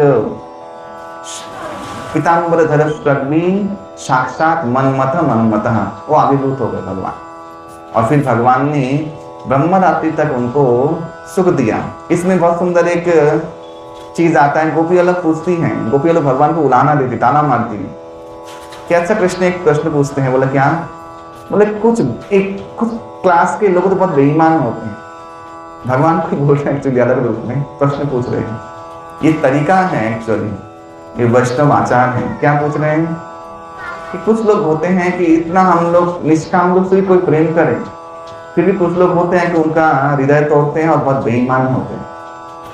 भगवान को ही कहा एक्चुअली, और भगवान ने उत्तर दिया कि हाँ। भगवान ने 3 लोगों का नाम लिया, उसमें एक का बोला गुरुद्रोही, जो गुरुद्रोही हैं और जो स्वार्थी हैं। स्वार्थ के बिना, जब तक स्वार्थ है तब तक प्रेम बना हुआ है, जब स्वार्थ खत्म प्रेम भी खत्म। और कुछ लोग होते हैं जो लोग योगी साधुगण होते हैं, उनको आत्मा से प्रेम होता है और किसी से नहीं। लेकिन आप भक्त का भेद बता देंगे। भक्त माने सर्वत्र प्रेम का विस्तार हो, ये भक्ति है। योगीगण क्या करते हैं? अपना उद्धार का सोचते हैं। कोई भाड़ में जाए कि उद्धार हो ना हो, मरे, मैं उद्धार हो जाऊं, मुझे दुख की निवृत्ति से मिले। तो ये भी भगवान ने 3 चीज कहा कि ऐसे 3 लोग होते हैं। और फिर भगवान ने अंतिम समय भगवान समझ गए कि उसको उलाहना दिया है। भगवान ने कहा देखो गोपियों, मैं जब अंतर्हित हुआ, और मैं ऐसा करता हूँ, जब मैं अंतर्हित हुआ तो मैं इसलिए अंतर्हित हुआ ताकि आप लोगों का प्रेम की पराकाष्ठा और बढ़ जाए, जो मिलन का आप लोग की इच्छा है वो और बढ़ जाए, तो आप लोग को पूर्ण आनंद का प्राप्ति होगा मेरे विरह में। इसलिए मैं अंतर्हित हुआ। और इसलिए हे गोपीगण, आपका जो प्रेम भगवान ने यहाँ पे स्वीकार किया है इस अध्याय में कि आपका ये प्रेम का जो ऋण है ये मैं कभी चुका ही नहीं सकता। मैं क्या, लक्ष्मी, कोई इस ऋण चुका नहीं सकता, मैं हमेशा ऋणी रहूंगा। भगवान ने स्वीकार कर लिया। हरि बोल। भगवान गोपियों के ऋणी हमेशा बन के रहेंगे। इसलिए महाप्रभु के अवतार जब हुआ तब भगवान ने यही प्रेम को आस्वादन करने के लिए, थोड़ा सा ऋण चुकाने के लिए अवतरण हुआ कि देखो तो आप लोग मुझे ऐसे प्रेम करते, मेरे प्रेम में क्या चमत्कार है। तो भगवान गोलोक वृंदावन ध्यान त्याग करके फिर अवतरित हुए गौर हरि के रूप में नवद्वीप धाम में, और आधा भाव अंगीकार करे, राधा रानी का हृदय लेकर। तो रासपंचाध्यायी के अंतिम जब समय आता है तो सुखदेव गोस्वामी पूछते हैं कि ऐसे भगवान उनको जार भाव में इन गोपियों ने प्रेम किया। पहले ही प्रश्न किया था, तो कैसे उनका उद्धार होगा। तो सुखदेव गोस्वामी ने कहा, अच्छा अगासुर मारने आया था तो उसका उद्धार हो गया, जिसने जार भाव से प्रेम किया उसको उद्धार नहीं होगा। ये पहले उत्तर दे दें। अभी बोल रहे हैं कि भगवान जो धर्म संस्थापना करते हैं वे ऐसे जागतिक रूप से धर्महीन का क्रिया कर रहे हैं, तो इसका कुछ बताया। तब डांट दिया सुखदेव गोस्वामी कि सुनो, भगवान शंकर के विषपान का लीला कोई अनुकरण नहीं कर सकता। भगवान अग्नि समान है, उनको तो कलंक नहीं लगता। और एक और चीज कहा कि सभी जीवात्माएं भगवान के भोग्य हैं और किसी के भोग्य नहीं है। इसलिए हे युधिष्ठिर, हे परीक्षित, ये न्यायपूर्ण नहीं है। और भगवान ने इन जीवात्माओं को कृतकृत्य कर दिया। और एक श्लोक का लास्ट में, विक्रीतं ब्रजवधूभिरिदं च विष्णुः सद्यान्वितः अनुशृण्वादि यतः वर्णयेद्यः भक्तिं परां भगवती प्रतिलभ्य कामां हृदरोगम् आशु अपहिनोति अचिरेण धीरः। 10, 33, 39 ये लास्ट श्लोक है रासपंचाध्यायी का। उसमें भगवान ने कहा कि देखो, सुखदेव गोस्वामी ने कहा कि जो भी भगवान के ये रास प्रकरण को सुनता है, ये पारायण करता है, हाँ, उसके हृदय का समस्त रोग नष्ट हो जाता, उसका काम रोग जो है वो नष्ट हो जाता। ये सुखदेव गोस्वामी ने फलश्रुति दिया, एक फलश्रुति रासपंचाध्यायी पारायण का। इसके बाद भी कुछ असुर बाकी थे जिनका वध किया हुआ है। केशी का वध हुआ, केशी घाट बना। उसके बाद भगवान नंद भवन में चले गए और वहां पे व्योमासुर का वध किया। और उसके बाद अक्रूर आए और मथुरा प्रकरण शुरू होता है। यानी कंस ने प्लान किया कि मथुरा भगवान को बुला के चाणूर, मुष्टिक आदि योद्धाओं से लड़ा के भगवान को मारेंगे। तो यहाँ से मथुरा लीला शुरू होता है। यहाँ वृंदावन लीला यहीं पे समाप्त होता है। अभी हम लोग जन्म लीला सुनेंगे जो आज का प्रकरण था। जितना संक्षिप्त में हो सकता मैं बताऊंगा। जन्म लीला में सबसे पहले तो ये है कि माता पृथ्वी को रूप धारण करके देवताओं के आश्रय में गई कि भूभार हरण करने के लिए आप लोग सहायता करें। देवता लोग ब्रह्मा जी के पास लेके गए, शिव जी के पास गए। शिव जी सब लोग मिलकर शिव सागर में गए। ब्रह्मा भगवान का दर्शन नहीं हुआ भागवत के अनुसार। ब्रह्मा जी तपस्या में बैठे भगवान को मंत्र से। और यहाँ पर दिया है पुरुष सूक्त विशेष मंत्र से देवताओं ने प्रार्थना की। पुरुष सूक्त ऋग्वेदीय मंत्र है, सामवेद में भी है ये पुरुष सूक्त। ये भगवान का विशेष स्तुति है जो वेद मंत्र है। तो इससे भगवान को उन्होंने स्तुति किया। भगवान प्रकट नहीं हुए, भगवान ने ब्रह्मा जी के हृदय में प्रेरणा दिया कि वो अवतरित होंगे। और ब्रह्मा जी को कहा कि आप भी देवताओं के साथ मुझे सहायता करने के लिए अवतरित होंगे। लेकिन ब्रह्मा जी ने यहाँ गलती कर दी। ब्रह्मा जी ने कहा खुद को गिना नहीं, देवताओं को बोल दे कि आप लोग भी जाओ। खुद को मैंने वो भी जो आदिष्ट हुए यही समझा नहीं, बोले आप लोग को भगवान ने कहा कि आप लोग हेल्प करो। तो ऐसे करके पांडव रूप में सब देवता लोग आए, बहुत लोग आए। और यमराज द्विधा रूप में आए, एक तो विदुर रूप में और एक तो युधिष्ठिर महाराज के रूप में। ऐसे करके सब देवताओं में अवतरण किया। ऋषि मनुष्यों में अवतरण हुआ, यदुकुल में अवतरण हुआ। ऐसे ही सब लोग अवतरित हुए। और भगवान चतुर्भुज वासुदेव, शंकर, शंतनु, अनिरुद्ध सब लोग अवतरित होंगे, ऐसा संकल्प हो गया।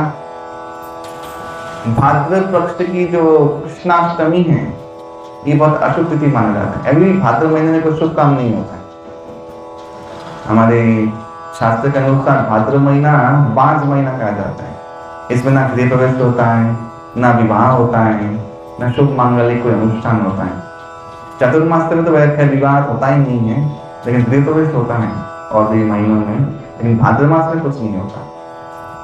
तो ये तिथि जो भगवान के पास गुरु नाम धाम है, और इस तिथि में भगवान से याचना है कि मेरी समस्त तिथियों को लोग धिक्कार करते हैं और इसको मलमास जितना ही अशुभ मानते हैं।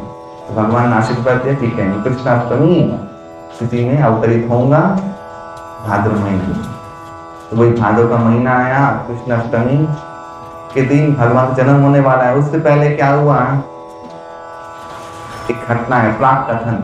वो प्राक कथन क्या है, कंस सूरसेन उग्रसेन का पुत्र नहीं था बायोलॉजिकल, पद्म पुराण में ऐसा कहा है। उग्रसेन की पत्नी पद्मावती एकदा विचरण कर रही थी। जब उग्रसेन महल में नहीं थे, तब द्रुनील नाम का एक गंधर्व राक्षस वे उग्रसेन का रूप पकड़ के आया और पद्मावती के साथ संग किया। तुरंत ही उस गर्भाधान हुआ और संतान पैदा हुआ। ये देखकर पद्मावती चौंक गई और समझी कि कोई आसुरी की, ये तो उग्रसेन नहीं है। और तब वो रूप धारण किया द्रुनील ने। द्रुनील को भी श्राप दिया, असुर बनो, और इसको भी श्राप दिया अपने पुत्र को जो उससे जन्मा था कि तेरे ही वंश के लोग तुझे मारेंगे। ऐसा उग्रसेन की पत्नी बनो की मां ने श्राप दिया था कंस को। कंस जन्मा, कंस समस्त आसुरिक जो दोस्त थे उसके मित्र नरकासुर इत्यादि इन लोगों से विभिन्न क्रियाएं सीखा, तांत्रिक क्रियाएं, उससे दशमा विद्या को प्रकट किया और बहुत शक्तियां ला। और ऐसे ही नरकासुर के प्रभाव से इसने ये अघासुर इत्यादि से मित्रता बनाया, केशी इत्यादि से। ये सब नरकासुर के भक्त माने तंत्र में थे, केशी वेशी। फ्रेंडशिप के दौरान इसको दे दिया। जरासंध जो भी, वो भी एक जरा नाम की राक्षस से जुड़ा हुआ है था जरासंध। जरासंध की कन्या के साथ इनका विवाह हुआ कंस का। शास्त्र में कहा जाता है कि ब्रह्मा जी के पुत्र मरीचि, उनके 6 पुत्र थे। उन 6 पुत्रों ने ब्रह्मा जी के ऊपर हंसी कर दिया था, वह हंसे थे। ब्रह्मा जी की पुत्री एक बार कामदेव जब उत्पन्न हुए तो कामदेव ने पहला बाण ब्रह्मा जी को ही मार दी। तो ब्रह्मा जी की जो पुत्री थी छाया, उनके पीछे ब्रह्मा जी धावित हुए और कामवश होकर। फिर उनको ज्ञान आया तो उन्होंने श्राप दिया कामदेव को, तो अनंग हो जाएगा। तो भगवान शंकर ने जला दिया, वो अलग बात हुआ। तो उस समय ये मरीचि के 6 पुत्रों ने ब्रह्मा जी के ऊपर हंस दिया। ब्रह्मा जी ने श्राप दिया इन लोग असुरों ने। तो हिरण्यकशिपु के पुत्र कालनेमी के गर्भ में इन मरीचि पुत्रों का जन्म हुआ। तो हिरण्यकशिपु ने इन सबको सुतल लोग भेज दिया था और कहा था कि तुम लोग कालनेमी के हाथों ही वध होंगे, एक श्राप दे दिया था। तो सुतल लोक से इन 6 जो असुर देवता स्थापित जो असुर हैं, उन लोगों ने जन्म ग्रहण किया एक करके देवकी के गर्भ में। देवकी के गर्भ में देवकी, देवक राजा की कन्या देवकी, और उनके साथ विवाह हुआ सूरसेन के सुपुत्र वसुदेव का। वसुदेव देवकी विवाह जब हो रहा था, देवक कौन है? देवक है उग्रसेन का भाई, यानी कंस चचेरा भाई था। उग्रसेन का लड़का ये और देवक का लड़की देवकी, ऐसे भाई बन गए। आकाशवाणी हुआ, वही श्राप दिया था माँ ने। आकाशवाणी हुआ कि इस तू अपने जो बहन को शादी करवाया है, ये वसुदेव देवकी की संतान अष्टम गर्भ तेरे मृत्यु का कारण हुआ। वहीं से शुरू हुआ ये चैप्टर जन्म का। वसुदेव तो कंस तो देवकी को ही मारना चाहते थे, लेकिन वसुदेव ने रक्षा किया और वसुदेव को बहुत सम्मान करता था कंस। क्यों? सत्य वचन। वसुदेव जो बोलेगा वो कभी असत्य नहीं होगा। कहा कि मैं अपनी सब संतान आपको ला दे दूंगा, आप जो करना है कीजिए। कारागार में दे दिया कंस ने। ऐसा ही बारिश हो रहा था, क्या बारिश हो रहा है देखो। कारागार में दे दिया। और ऐसे ही वो मरीचि के शापित पुत्र वो लोग देवकी के गर्भ में एक करके जन्म ग्रहण किए। 6 साल में तो इनका मृत्यु हुआ। जैसे ही पुत्र होता है वो वैसे ही उनको मार देता है। और वे सभी लोग एक एक करके सुतल लोक में चले गए थे, इससे देव रूप प्राप्त करके। बाद में जाके देखिएगा 85 नंबर चैप्टर में भगवान उनको लौटाते भी लेके आए और फिर देव रूप धारण करके लोग भगवत धाम में जहाँ थे वहां चले जाते। तो सुतल लोक में चले गए, 6 मर गए। उसके बाद एक दिव्य गर्भ हुआ देवकी का। पूरा कंस का कारागार, कंस का कारागार। आज आप लोग मथुरा गए हैं, पता नहीं, मथुरा में जन्मभूमि है, पता है? वो कारागार था, वो महल नहीं था। कंस का महल भी है, वो उनके पास है, आज भी नहीं। तो दिव्य कारागार देदीप्यमान हो गया, इतना रोशनी कि किसी को दिखाई ना दे। और कुछ देर के बाद वो रोशनी विलोप हो गया। 3 दिन के बाद क्या हुआ? भगवान की आज्ञा में योग माया ने वो 7म गर्भ जो था वो रोहिणी के गर्भ में स्थानांतरित कर दिया। तो वहां से कौन जन्म ग्रहण किए? भगवान बलराम। राखी पूर्णिमा के दिन भगवान का जन्म हुआ, इसे बलभद्र पूर्णिमा भी कहते हैं। और उसके ठीक 1 साल के बाद फिर देवकी गर्भवती हुई।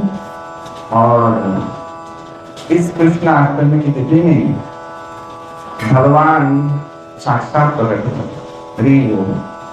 श्री गोपाल कृष्ण जन्माष्टमी की कैसे प्रकट हुए वो बहुत इंटरेस्टिंग है। एक तो देवताओं ने स्तुति किया जब प्रकट होने वाले शिव जी, ब्रह्मा, सबका स्तुति है भागवत में, सबका स्तुति। भगवान प्रकट हो रहे वसुदेव के सामने, वसुदेव को कारामुक्त कर दिया। देव को भी कारामुक्त हो गया। ऐसा लोग कहते हैं कि जो 6 संतानें थी ये हैं कि हमारे 6 दोष, काम, क्रोध, लोभ, मोह, मद, मात्सर्य। जब ये नष्ट होता है किसकी कृपा से? गुरुदेव की कृपा से, जो बलराम जी हैं, तब जाके भगवान का अवतरण हृदय में होता है। तो वसुदेव के हृदय से देवकी के हृदय में भगवान अवतरित हुए और भगवान फिर साक्षात अवतरित हुए वसुदेव देवकी के सामने चतुर्भुज रूप, 4 भुजा रूप में दर्शन। वसुदेव को पूर्व जन्म सब याद आ गया। भगवान ने वरदान दिया था ना, 3 बार जन्म करेंगे। भगवान ने उनको इसलिए दर्शन दिया कि देखो मैं अपने वचन को निभा रहा हूँ। ये मेरा तीसरा अवतार है जो आपके गर्भ से ही हो रहा है। मैंने पूर्व वरदान दिया था। वसुदेव और देवकी तुम लोग, भगवान वहां पर कहते तुम लोग सुतपा और कृष्ण थे, फिर अदिति और कश्यप थे, अभी आज तुम लोग वसुदेव और देवकी हो। और मेरा ये जो बाल रूप दर्शन हुआ, भगवान जन्मे जब भगवान अलंकार युक्त जन्म ग्रहण थे, सामान्य नहीं। हाँ, नो नारी कटाई कुछ नहीं, नथिंग। भगवान छोटे रूप में अलंकार रूप दर्शन कर, दिव्य तेज। बोले इनको अभी यमुना पार करके गोकुल में नंद भवन में देखा, भगवान आ गए। और मेरे कृपा से योग माया के बस तुम्हें बाद में कुछ मुझे नहीं रहे। एक घटना हुई और वही हुआ, योग माया प्रभावित हुई, विस्तार हुई। और यहाँ तो भगवान जन्मे कृष्णाष्टमी के दिन, और वहां पे यशोदा के घर कौन जन्मी? योग माया खुद, महाप्रकृति महामाया। बोले उनको यहाँ पे लेके आना और मुझे वहां पे ले जाना। क्यों ये घटना घटी? मैंने पहले ही बता दिया कि द्रोण और धरा को आशीर्वाद दिया था ब्रह्मा जी ने कि तुम्हें भी कृष्ण जन्म का सुख मिलेगा, तुम्हारे गर्भ से जन्म तो नहीं करेंगे, लेकिन तुम्हारी जो इच्छा है ना कि भगवान को तुम बालक बनाओगे तो इच्छा पूर्ण हो जाएगा। इसीलिए भगवान ब्रह्मा जी ने आशीर्वाद दिया है, वर दिया है भगवान ने कहा कि नंद भवन में रख के आओ, गोकुल में रख के आओ। तो वसुदेव चलते हैं, उनको उठाते हैं और यहाँ पे देखिए वसुदेव का बंधन मुक्त हो जाता है। जो गुरु का आज्ञा मान के तपस्या करता है, क्या तपस्या है? अपने काम को, लोगों को मदमाश्चर्य को निश्चिंत करने का तपस्या। कलयुग में तपस्या वो तपस्या नहीं पहाड़ में जाके एक टांग पे खड़े होकर बर्फ की तपस्या करोगे, ऐसा कुछ नहीं। कलयुग की तपस्या तो अपने अंदर ही है, हृदय की तपस्या है कलयुग में। ये देखते रहना कि हम लोग कितने कानून हैं, कितने विषालु हैं, कितने लोभी हैं, कैसे मुक्ति मिले, कहाँ सर पटकने से मुक्ति मिलेगी। यही तपस्या कलयुग की तपस्या है। और वो केवल एक ही चीज से हो सकता है कलयुग में, वो है हरिनाम का आश्रय। क्योंकि हरिनाम साक्षात भगवान है। कलिकाल में नाम रूप में कृष्ण होता है, कलिकाल में नाम रूप में कृष्ण अवतार होता है। कृष्ण ही नाम है और नाम ही कृष्ण है, अलग कोई वस्तु नहीं है। कृष्ण कृष्ण जप करते करते जब आपकी वाणी शुद्ध हो जाए, हृदय शुद्ध हो जाए, निर्मल हो जाएगा, तब वही एक कृष्ण नाम में साक्षात कृष्ण प्रकट हो जाएंगे। वो दिन आएगा। देखिए आप लोग ऐसे जगन्नाथ जी का पतिया तो चल रहा है, जगन्नाथ अष्टकम गाते हैं, जगन्नाथ स्वामी नयन पथगान गाते हैं हम लोग। लास्ट में क्या लिखा हुआ कि जो इस श्लोक को पाठ करेगा विष्णु लोकम से गच्छति, भगवान विष्णु के लोक में जाएंगे। अभी आप लोग बोलेंगे अरे प्रभु जी लोग तो कहते हैं कि ऐसे प्रेम नहीं जन्मेगा तो भागवत धाम नहीं जाएंगे। तो कैसे लिखा है शास्त्र में, इस श्लोक में, बहुत श्लोक में लिखा है कि पाठ करने से भगवत धाम चले जाओ, ये पाठ करने से यहाँ चले जाओ, बहुत श्लोक में लिखा हुआ। वो सब सत्य है, उसका एक ही पैमाना है। अगर आप जगन्नाथ अष्टकम में वैसे पूर्ण विश्वास रखते हैं कि जप करने से भगवत धाम जाएंगे तो जाएंगे, ठीक हो, तो पूर्ण विश्वास जब होता है। ऐसे पद्म पुराण में नाम का महिमा दिया हुआ है, कृष्ण नाम को बलात् जप करने से मुक्त हो जाता है। नहीं हो, एक बार नाम जप करने से, हम तो कितना बार नाम जप करें कुछ नहीं होता है। वो एक बार नाम माने क्या, पूर्ण शरणागति और पूर्ण विश्वास के साथ नाम लोगे तो उद्धार होगा। नहीं हो, वो दिन आएगा। वो कैसे आएगा? वो जपते जपते आएगा। वो एक नाम के लिए इतना जप करना पड़ेगा, तो शुद्ध नाम कहते हैं उसे, ये अर्थ है। तो इसलिए वसुदेव ने जैसे ही भगवान को स्पर्श किया, बंधन टूट गया। पहले 6 रिपु नष्ट हो गए, गुरुदेव सुधार गए, कृपा कर दिया, बलराम जी अवतरित हो गए, भगवान अवतरित हो गए। भगवान को स्पर्श करने मात्र से बंधन से मुक्त हो गए वसुदेव जी, और भगवान को उठाया। यहाँ पे पद्म पुराण में दिया है कि उन्होंने कपड़े से घेरा बनाया और एक टोकरी थी, उस टोकरी में भगवान को विराज किया और फिर माथे में लेके जाने लगे। अंधकार बहुत वर्षा होने लगी, तब भगवान के परम सेवक वो है अनंत शेष बलराम जी शेष रूप में प्रकट हुए और सर्प रूप में उनका आच्छादित किया। और बलवत वसुदेव जैसे मंत्र के द्वारा किसी को जादू कर दिया हो ना, वैसा हो गया जड़वत। कोई उसको पता नहीं क्या चल रहा है, वो लेके जा रहे भगवान को। अनंत शेष तो बहुत विशाल रूप है, चल रहा है, लेकिन आवाज ना हो ताकि वो देख के वसुदेव डर ना जाए। तो वसुंधरा देवी क्या कर रही है, कीचड़ को सामने कर दे रही ताकि उसमें आवाज ना हो। कंकड़ पत्थर खड़क कर आवाज होगा तो समझ जाएगा ना पीछे कोई आ रहा है। तो वसुंधरा देवी भी सहायता कर रही है कि कोई आवाज ना हो, इतना भारी बर्तन छोड़ लेके चल रहे हैं। अब पीछे मुझे वसुंधरा ने देख लिया तो वहीं बता छोड़ के भाग जाएगी। हाँ, विशाल सर्प, वसुदेव को पता ही नहीं पीछे इतना बड़ा अंत से छतर चल रहे हैं। भगवान आगे बढ़ रहे हैं। जमुना तक उफान मार के कल्लोलिनी, इतना जल जमुना में कभी भी नहीं था। जमुना प्रविष्ट हो गए वसुदेव, और जमुना ने भगवान के चरण स्पर्श किए और रास्ता दिया आगे जाने का। गोकुल चले गए उस पार, और जमुना कल्लोली ने क्यों हुई, आचार्य लोग बहुत बोलते हैं, इतना आवाज करके क्यों बह रही थी? बोले वो अनंत शेष को देख के डर गई थी, तो आवाज करके डरा के फूट फूट जाओ, भाग जाओ, सांप को डराते हैं ना कैसे करके, तो भाग जाएगा, तो ऐसे डरा रही थी अनंत शेष को। वो तो अनंत शेष है, तो यमुना को खींचेंगे बाद में जाके दिल्ली में। दिल्ली पता था टेढ़ी है, बलदेव ने खींच लिया था, वो उनका सुन कर लिया था, वो तो बाद में घटना होगी। तो कोई बदला बलदेव जी ने बाद में निकाला तो यमुना को हल्का सन खींच लिया था बलदेव जी। बलदेव को बहुत गुस्सा आया, फिर भी बलदेव की सेवा किया, गोकुल में रख के आए नंद बाबा भगवान को, और किसी को कोई पता नहीं चल रहा, सब द्वार खुले मिले, सब जैसे माया के निद्रा में मग्न हो गए। ऐसे ही जो सुतर लोग हैं उसका निद्रा कितना मग्न होता है, पास में कोई मर भी जाए तो भी उठना पाए, उनको उठा के ट्रेन के ट्रैक में भी रख के आ जाओ, पता नहीं चले ट्रेन कट जाए, ऐसे भी सुतर लोग होते हैं, मैं देखा है। अरे बाप रे, भयानक सोने के वीर लोग होते हैं। और तो जो माया का निद्रा है, सोचिए क्या है, और नींद की दवाई का भी डबल डोज है, सब सोए हुए हैं। आचार्य लोग क्या करते हैं कि भगवान ऐसे ही सोए हुए जीव के अंदर प्रकट होते हैं वो जगाने के लिए। तो अभी भगवान प्रकट हो गए हैं, और जैसे ही माँ महामाया को लेके वसुदेव चले, तुरंत ही सब कुछ हलचल हो, काल जो थमा दिया था, काल चलने लगा, और भगवान ने पहला क्या चित्कार किया, और सब लोग जग गए गोकुल में। क्या हुआ जितना सुंदर, हाँ ना।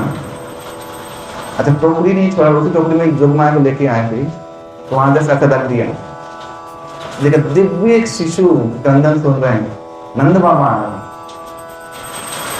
और देखा, और उन्हें सबसे पहले एक व्यक्ति को धन्यवाद दिया। वो कौन है? पौर्णमासी। बोले अरे पौर्णमासी बुआ, तेरा बात सत्य हो गया, मैं मेरे यशोदा को नंद लाला भयो, तो नंद के घर आनंद भयो, जय कन्हैया आनंद भयो, आनंद हो गया।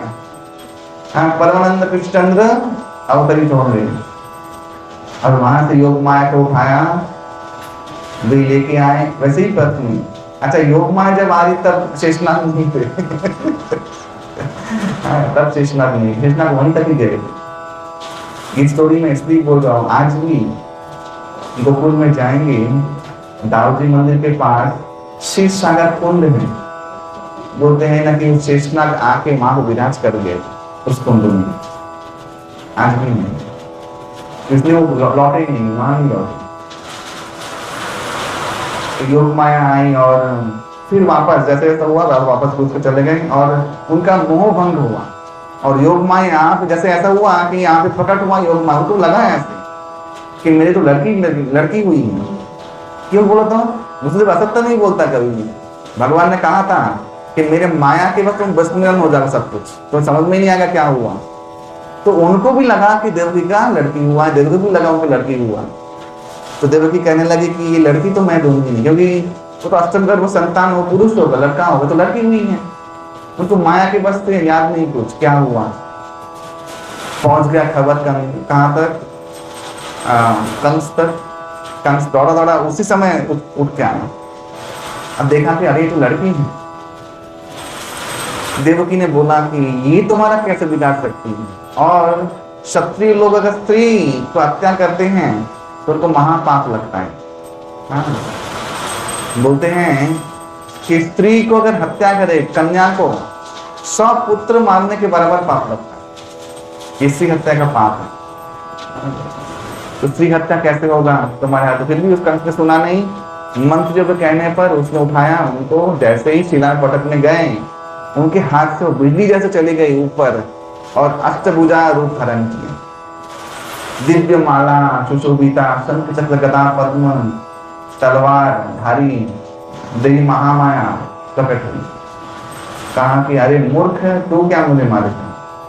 तुझे मारने वाला जन्म ले चुका है, सीमित समय में तेरा वध होगा। तुरंत, मैंने 1 सेकंड में आई बोलते तुरंत अलग हो गए। तब वे वसुदेव के पास गए। वो कथा मैंने अभी सुना दिया है। और वसुदेव के पास जाके बोला कि ऐसा ऐसा हुआ है। उनको पता नहीं चला, वसुदेव तो वैसा तक बोलते नहीं है, लेकिन देवी भी कुछ बोल के गई है। दोनों बारी की बात कॉन्ट्राडिक्टरी है, अलग अलग विपरीत चीज है। फिर वजीरा में असुर मारा लीला शुरू हुआ। मंत्रियों ने उपदेश दिया कि आप देखिए कुछ तो हुआ है, गड़बड़ तो हुआ है, जन्म तो ले लिया, देवी भी असत्य नहीं कह रही और वसुदेव भी असत्य नहीं कह रहा है। हाँ, ये शायद ये देवी की लड़की नहीं है, और देवी का जो पुत्र हुआ उसको कहीं पे पहुंचा दिया जाए। इसलिए 10 दिन में जितने भी संतानें उत्पत्ति हुई हैं उन सबको आप हत्या कर दो। पूतना को बहुत पहले ही भेज दिया था, कंस ने सुनने के बाद ही पूतना को भेज दिया। पूतना समस्त जगह पे घूमती रही 10 दिन। घूमते घूमते कहाँ गए? विंध्याचल। हाँ, विंध्याचल। आप लोग शायद जानते नहीं हैं कि भगवती परमात्मा का राधा रानी विंध्याचल की पुत्री रूप पकड़ थी। विंध्याचल ने तपस्या किया था कि मेरा भी ब्रह्मा जी के पास वर मांगा था कि ऐसा वर, तो ब्रह्मा जी बहुत तपस्या किया कि मेरा भी सम्मान हिमालय जैसा हो जाए, क्योंकि हिमालय का जामाता कौन है? कौन है? भगवान शंकर, पार्वती के पिता हिमालय। अच्छा, हिमालय का एक भाई भी था। कौन है उनका भाई? कौन जानता है? हिमवान और जाम्बुवान दोनों भाई थे, जो रामलीला में भगवान के सहायक बने। तो हिमालय जैसा मेरा भी सम्मान हो। तो तथास्तु जब कह दिया, ब्रह्मा जी बोले अरे शिव जी से बड़ा कोई व्यक्ति और उसके साथ ऐसी बड़ी कन्या हो, तो पार्वती से भी श्रेष्ठ कौन है? गुरु वृंदावन धाम में गए और पहली बार ब्रह्मा जी गुरु धाम में प्रवेश किए। उन्होंने भगवती राधा रानी को देखा, सिंहासन गए, राधा रानी से प्रार्थना किया कि आपके बारे में ही सांकेतिक रूप से एक बार मेरे मुंह से निकल के तथास्तु आप प्रकट होने वाले हैं। और तक गुरु वृंदावन धाम में लीला हुई, जिस कारण से श्रीराम सखा ने उस धाम में राधा रानी को श्राप दिया कि आप मतलोक जन्म करके 100 साल कृष्ण विच्छेद सहन करो। राधा रानी प्रकट हुई किसके घर में? विंध्याचल के घर में।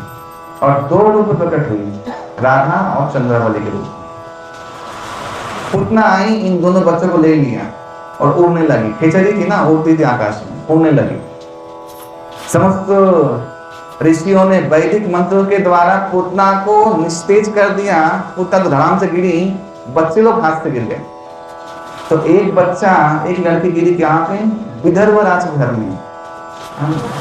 उसका नाम हुआ चंद्रावली, जो बाद में रुक्मिणी बनी। और एक लड़की गिरी जब विश्वभानु राजा रावल में यमुना के तट में नहाने गए, तो कमल पुष्प में गिरी हुई एक लड़की मिली। उसका नाम क्या हुआ? सिर्फ बरसाने वाली की राधाष्टमी के दिन राधा रानी का प्राकट्य हुआ, जन्म है इस धरती पे। और ऐसे करके राधा रानी किसको मिली? किसको? विश्वभानु राजा। और विदर्भ नरेश के दैत्य का जो ये चल रहा है जानते थे, इसलिए विदर्भ नरेश अपनी बेटी चंद्रावली को फिर लेके आया ब्रज में और विश्वभानु के भाई के पास दे दिया कि आप इसको पालन करो। इसलिए चंद्रावली भी फिर आ गए कहाँ पे? बरसाने में। और दोनों एक साथ ही बहनों की जैसी पली बड़ी। बाद में फिर विदर्भ नरेश अपने बच्चे को लेके गए, उनका ही नाम पड़ा क्या है? रुक्मिणी। उनके साथ भगवान का विवाह है। ये पूरा घटना है, तत्व घटना है। तो ये सब घटना लीला है, आनंददायक है और सौभाग्यवर्धक।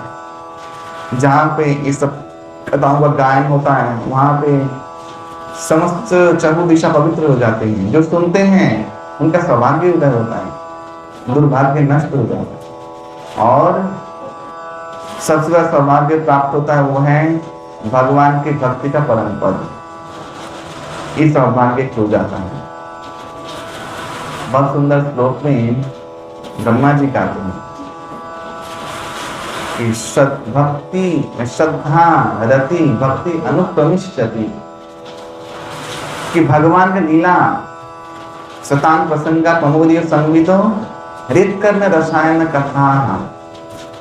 कपिल भगवान बोल रहे हैं कि एकमात्र मुक्ति का कोई मार्ग है तो है मेरी दिव्यमय कथा। रित करने रसायन, क्योंकि रसायन है, एक मेडिसिन है जो कानों से जाकर हृदय तक पहुंचता है और क्या करता है, आशु अपवर्ग वर्तमनी, मुक्ति का मार्ग खोल देता है और हृदय का जितना भी जो विदुर सुदित सताम, देख जितने भी दुर्बलता है, जो अंधकार है हृदय का, उसको नष्ट करती है। और कैसे, श्रद्धा रति भक्ति अनुक्रमिष्यति, पहले श्रद्धा उत्पन्न होता है, फिर रति जन्म लेता है, फिर भक्ति में हम लोग जाके इस क्रम से हम लोग का उद्धार होता है। तो ऐसे ही एक कथा ही भक्ति जननी है। भक्ति उत्पन्न होता है कथा श्रवण करके, तत्व जान।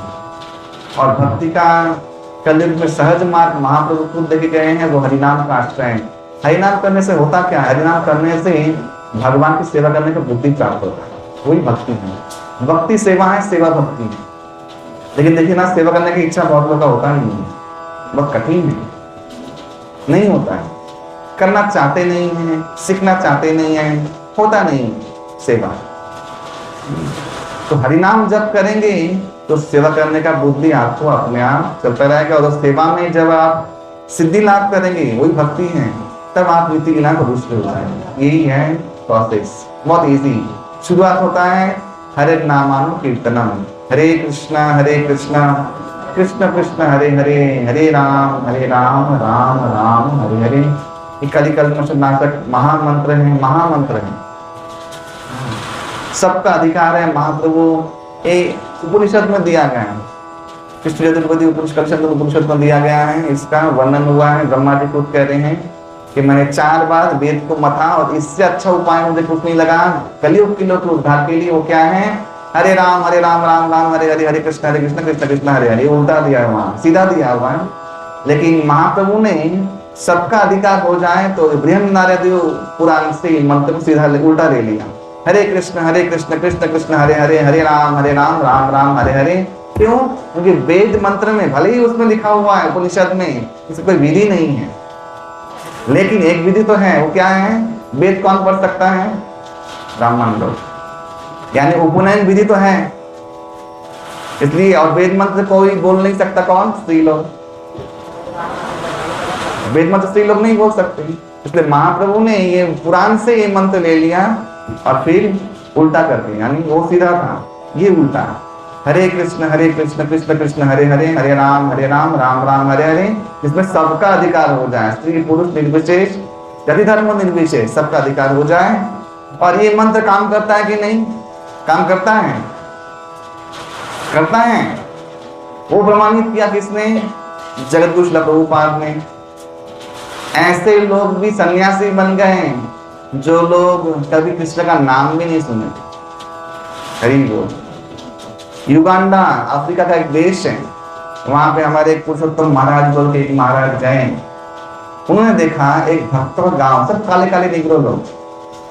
वो लोग पता है आदिवासी थे, क्या करते थे, गाय का खून पीते थे सिरिंज बना के, वो उनका आहार था।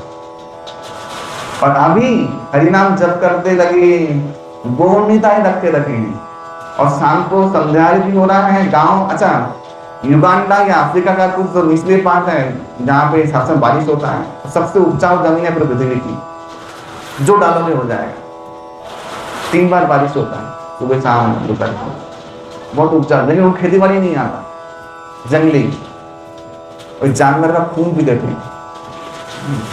वो लोग कृष्ण भक्त बने, ऐसे धोती कुर्ता पहनते हैं काले काले, शाम को संध्या आरती कर रहे हैं, गौर आरती, जय जय गौर संध्या आरती को शोभा, फिर बैठ के गीता चर्चा कर रहे हैं।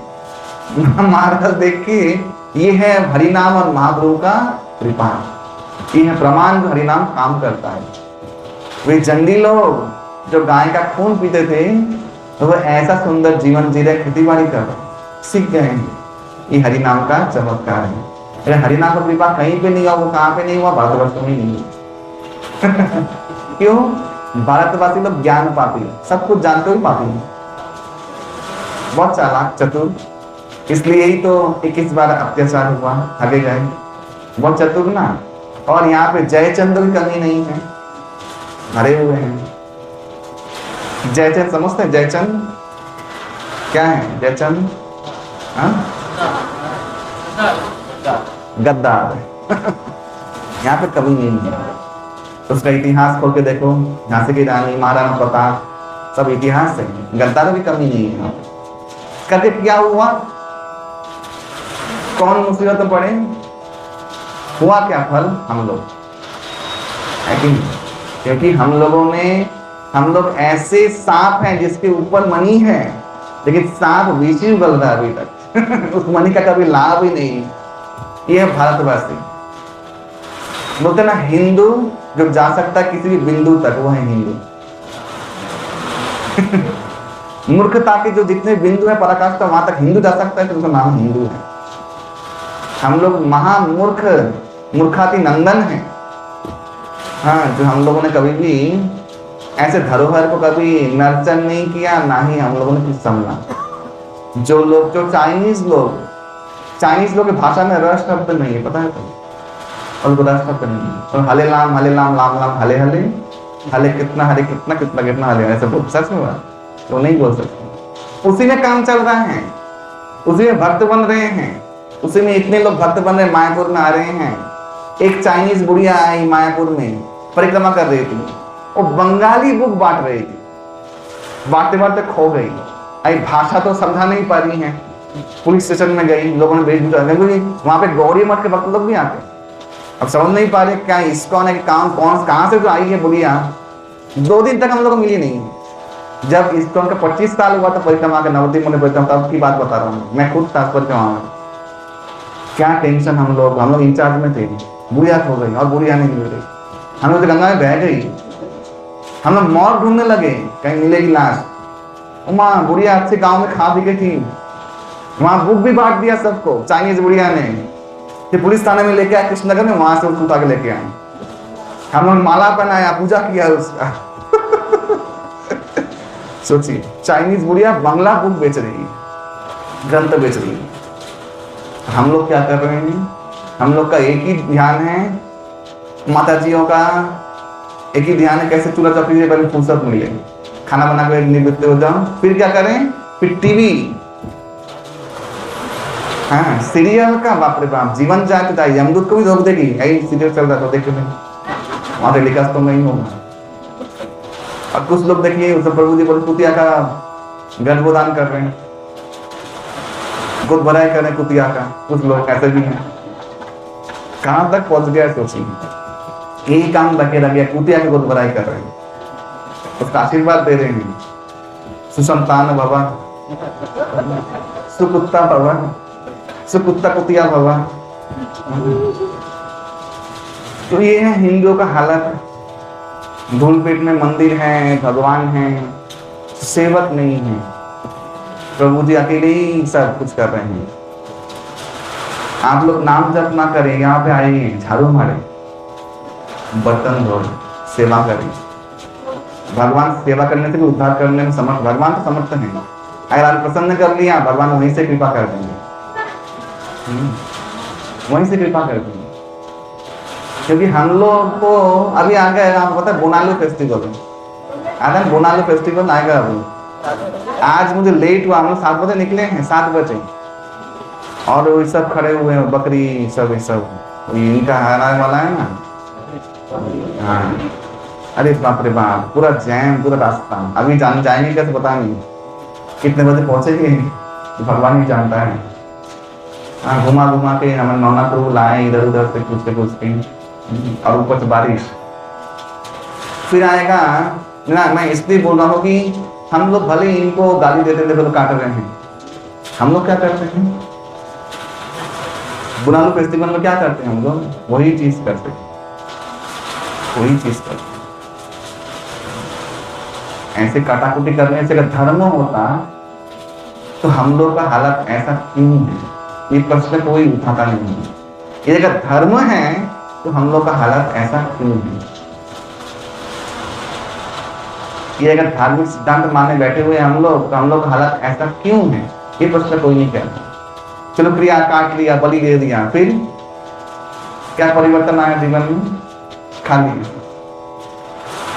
क्या परिवर्तन आया जीवन में? धार्मिक सिद्धांत माने क्या? परिवर्तन आना, शांति आया एक क्रिया करके? आया किसी को? नहीं, कभी आ नहीं सकता, क्योंकि वो धर्म ही नहीं है। चैतन्य चेतावनी में बोला गया है कि कोली काहली जहां धर्म नामे चले, भागवत कहे ताहा परिपूर्ण छले। भागवत कहता है जो कलिकाल में धर्म रूप चलता है ना, तो भागवत ग्रंथ बोलता है कि वो छल से परिपूर्ण है। बहुत लोग आते हैं, मेरे पास भी आते हैं, भाग्य देख दो। साधु माने यहाँ पे भाग्य देखना है। साधु माने साधु का जो एक वर्चस्व होता है, जो कृपा होता है, आशीर्वाद होता है, ये नहीं। हाथ देखो, क्या होगा हाथ देख के? हाथ तो देख भी लिया, कुछ अशुभ चीज आए बोल भी दिया, अरे उसका निवारण करो। कैसे निवारण होगा? तुम बेटा 9 बजे सो के उठ रहे हो, हड्डियां तोड़ रहे हो, अंडे मरोड़ रहे हो, हाँ, शराब पी रहे हो, तुम्हारा ब्रह्मा जी का बाप आके भी उद्धार नहीं कर सकता, तो मैं क्या करूँ? चाहे तुम मंदिर में सर फोड़ लो ना, हनुमान ये फोड़ लो, क्या नाम, नारियल फोड़ लो, हनुमान जी को जाके इतना कुछ कर लो, कोई कुछ नहीं कर सकता। तुम अपने विनाश खुद के अधिकारी हो। जो लोग ब्रह्म मुहूर्त में उठते नहीं हैं, वो आध्यात्मिक ज्ञान के योग्य ही नहीं है। समझ, ये बुद्धि में घुसेगा ही नहीं। पहली बात तो है, बुद्धि नहीं है, वो प्राप्त नहीं हुई है। और जो मद्यपान करते हैं उसका बुद्धि तो नष्ट हो जाता है, वो एकदम ढूंढा गाधा गधे से भी नीचे उतर जाता है। उसमें एक ही बुद्धि रहते हैं, वो क्या है? यौन करने की बुद्धि और मारपीट करने की बुद्धि, बस 2 बुद्धि से रहते हैं। और वो पशु हैं, जानवर हैं। उसको मारना है, बकरे को बलि क्यों दे रहे हो? उसको मैं तो सोचता हूँ कि बकरे को बलि क्यों दे रहे हो? उनको बलि दे दो, भार कम होगा बुद्धि पृथ्वी का। माँ भी प्रसन्न होकर दर्शन दे दे, हो सकता है, नर बलि दे के इन लोग को बलि दे देना चाहिए, भूभार खत्म होगा। तो ऐसा कल्याण नहीं हो सकता। अपने आपको ठगिए मत। ब्रह्मा जी ने जब वो सृष्टि बनाया, भागवतम में लिखा हुआ है 2 स्कंद में, ब्रह्मा जी ने जब सृष्टि बनाया, ब्रह्मा जी कैसे सबको बांधेंगे कैसे? ब्रह्मा जी विचार क्या डालना चाहिए? गुण डालना चाहिए। क्या डालने दी? फिर लास्ट में क्या गुण आविष्कार होगा? लास्ट गुण वो है अपने आप को छलने की प्रवणता। ये ब्रह्मा जी ने लास्ट आविष्कार किया और इस ब्रह्मांड में डाल दिया। तो हम लोग किसी को छल नहीं करते, हम लोग किसको छल करते हैं? अपने आप। ये छल हम लोग किसी को, आप मत सोच ठग रहे हैं किसी को, आप खुद को ठग रहे हैं। ये बुद्धि में मत रहो। और समझते हो, जो चतुर होता है ना, मेरी माँ बोलती है कि सियाना कौवा ही गू खाता है सत्य बात है, ये कहानी है। तो बहुत सियाने बनते हैं ना हम लोग, तो लूट लेंगे उसका, कचोट लेंगे उसका, गू ही खाएगा। समय का प्रतीक्षा कीजिए, समय आएगा।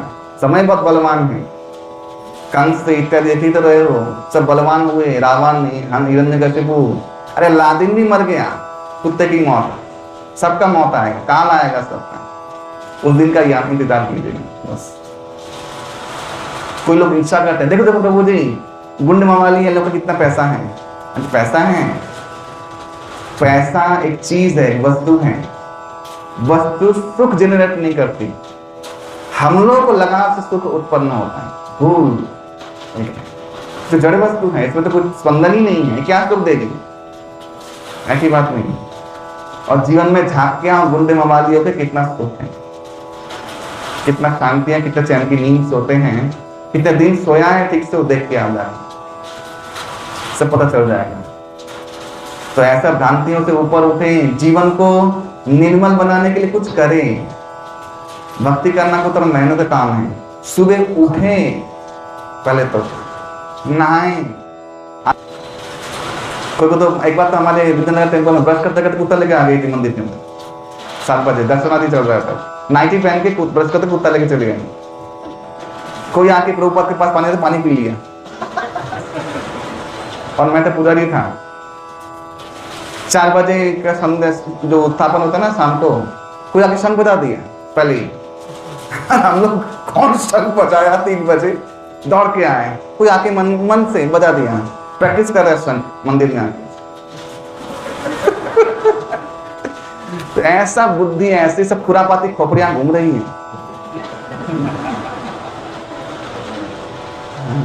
तो पहले तो सो के उठे और नहाइए, उससे समस्त कल्याण हो जाता है। जो सुबह लाल सूर्य को प्रणाम करता है वो यशस्वी बनता है। बोले प्रभु जी भूत तो होते नहीं है, दिखते कहाँ हैं? आई तू तो 10 बजे सो के सूर्य देखा नहीं जिसने, तो भूत कहाँ से देखेगा? सूर्य का जो लाल सूर्य तूने देखा नहीं कभी, तो भूत देखने के योग्य है? भूत तो सूक्ष्म चीज है, जिनको दिखना है दिखते हैं, अनुभूतियां होती हैं, वो सूक्ष्म बातें हैं ना। तो जो जड़ अवस्था में है, जड़ बुद्धि है, कहाँ से दिखेगा? तो सबसे पहले बहुत लोग नाम का उपदेश करते हैं, लेकिन मैं नहीं करता, क्योंकि मैं जाता हूँ काम नाम करेंगे तो कोई काम नहीं पर छोड़ देंगे। आचरण का उपदेश करना चाहिए। सुबह उठिए, नहाइए, सूर्य को प्रणाम कीजिए, इंद्र देव को परिक्रमा कर जरूर लीजिए। ये धर्म जो करेगा उसके सुख शांति बनी रहेगी, इसमें कोई संदेह नहीं है। और सिर्फ मांसाहार, प्याज लहसुन तामसिक आहार छोड़ने से बहुत कल्याण होता है।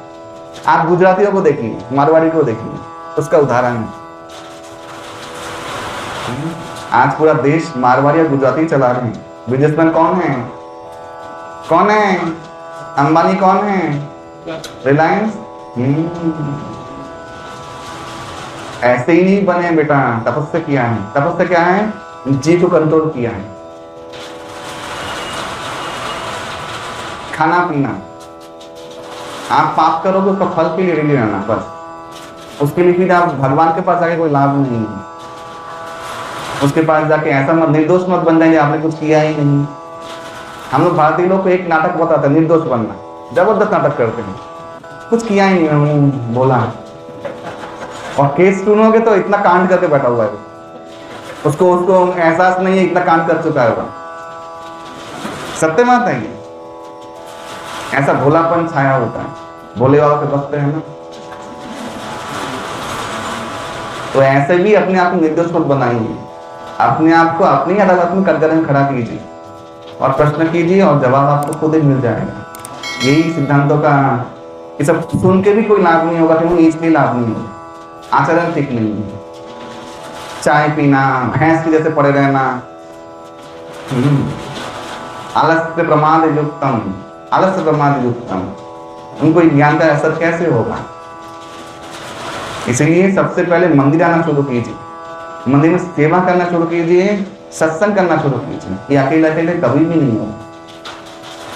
प्रभु जी के यहाँ पे आते प्रभु से सुनिए, समझिए, सेवा कीजिए, भगवान कृपा करके संस्कार डालेंगे। कृपा से संभव है, आप सुन के कर लेंगे ऐसा नहीं होगा। क्यों नहीं होगा? आप एक दिन सुबह 4 बजे, जो 4 बजे कौन कौन उठता है यहाँ पे? सुबह 4 बजे, 5 बजे, 6 बजे, 7 बजे, 8 बजे, 9 बजे, तो ये सब आदतें सुधारी। एटलीस्ट 6 बजे के पहले 6 बजे तक उठने की कोशिश कीजिए, ये शुरुआत कीजिए। शराबी लोग रात भर जाग सकते हैं, सुबह उठ नहीं सकते। ये हमारी तपस्या है, साथ में बल लगता है, सुबह उठने के लिए बहुत प्रेरणा लगती है। इतना आसान नहीं है, आप लोग समझते हैं, तपस्या है। मंगलाते 3 बजे उठ के जाना, ये तपस्या है, इतना आसान नहीं है। उसके लिए बल लगता है। बल कौन है? बलराम जी देंगे, बलराम जी की। तो उसका सेवा करोगे, घिसोगे तब जाकर देंगे, प्रेरणा देंगे, प्रेरणा बनी रहेगी।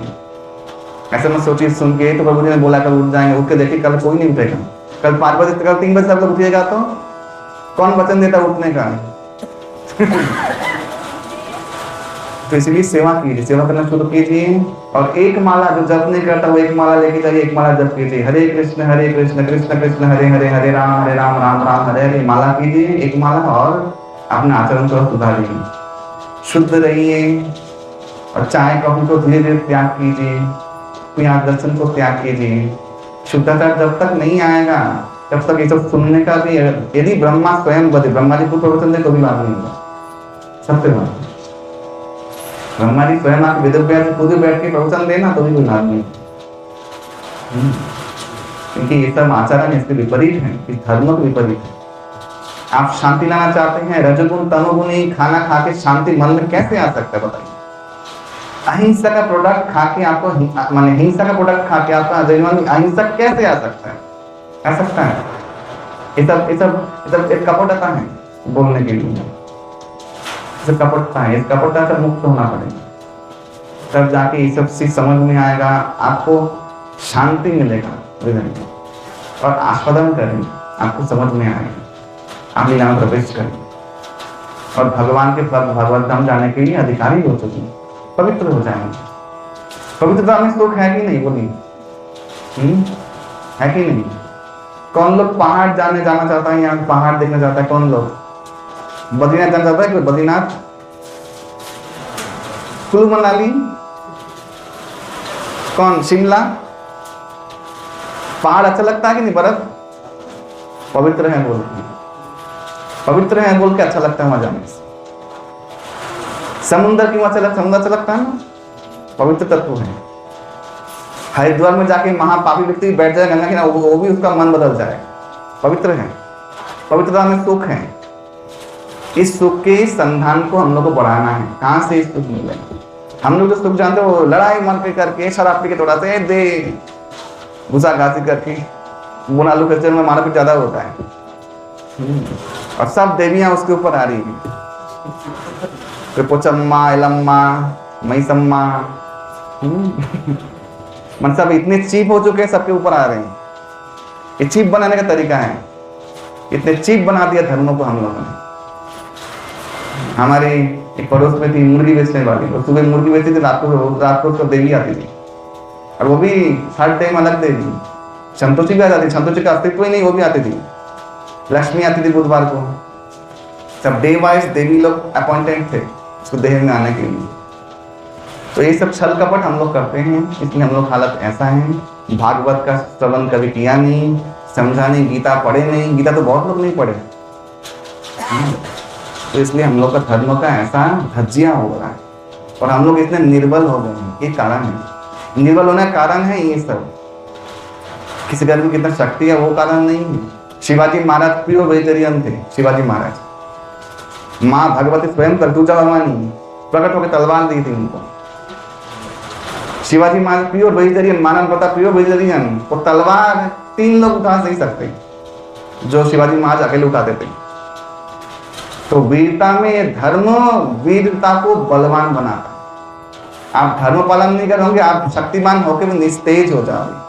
हरि बोल। इसलिए हम लोग का ऐसा हालत है, हम लोग बलहीन हो गए हैं, धर्म पालन का हम लोगों ने क्षय कर दिया। इसलिए आप लोग जो भागवत सुने हैं, और कल भी कथा है, श्री गोपाल दास प्रभु ने मुझे रिक्वेस्ट किया। मैं तो जानता हूँ कि कल ही उल्टा यात्रा है, पूर्ण यात्रा, कल पूरी में पूर्ण यात्रा है, लेकिन यहाँ पे 10 तारीख को पूर्ण यात्रा होगा। तो इसलिए क्योंकि सप्ताह कथा था तो 2 से 8 तक हुआ, और कल का दिन भी है, कल जगन्नाथ कथा होगा। हरि बोल। कल आप सब लोग आइए, भागवत कथा संपूर्ण हुआ यहाँ पे, लीला जो मैं शंकर बोलिया था वो संपूर्ण हुआ। कल वही टाइम पे श्री जगन्नाथ जी का दिव्य लीला सुनेंगे हम लोग। आप लोग सब लोग आइएगा अवश्य ही। और नेक्स्ट दिन पूर्ण यात्रा है, रथ यात्रा। ओम पूर्णमद पूर्णमिदं पूर्णात् पूर्णमुदच्यते पूर्णस्य पूर्णमादाय पूर्णम् एवं अवशिष्यते। ओम शांति शांति शांति। पापहं पापकर्माहं पापात्म पापसंगमं त्राहिमां पुंडरीकाक्षे सर्व पापो हरो हरि। मंत्रहीनं क्रियाहीनं भक्तिहीन जनार्दन यत्पुजितं मया देवं परिपूर्णं तदस्तु मे। प्रतिज्ञा तव गोविंद नव भक्त्या प्रणश्यति इति संस्मृत प्राणान् संधारयामि अहम्। हरि ओम तत्सत्। ग्रंथराज श्रीमद् भागवत की, दशम स्कंद भागवत की, श्री श्री भगवान वेंकटेश देवी भूदेवी की, श्री राधा मदन मोहन जीव की, जगन्नाथ बलदेव सुदामा सुभद्रा जीव की। आज फैक्चुअली देखिए भगवान कृष्ण का रूप है। हरि बोल। आज जन्माष्टमी का हम लोग बता दूंगा, कृष्ण भगवान का रूप प्रतीत हुआ। तो भगवान कृष्णचंद्र की हिताई गौर प्रेमानंदे हरि नाम संकीर्तन की जब छुटो पाठ की समस्त भक्तगण की जय। हरे कृष्ण।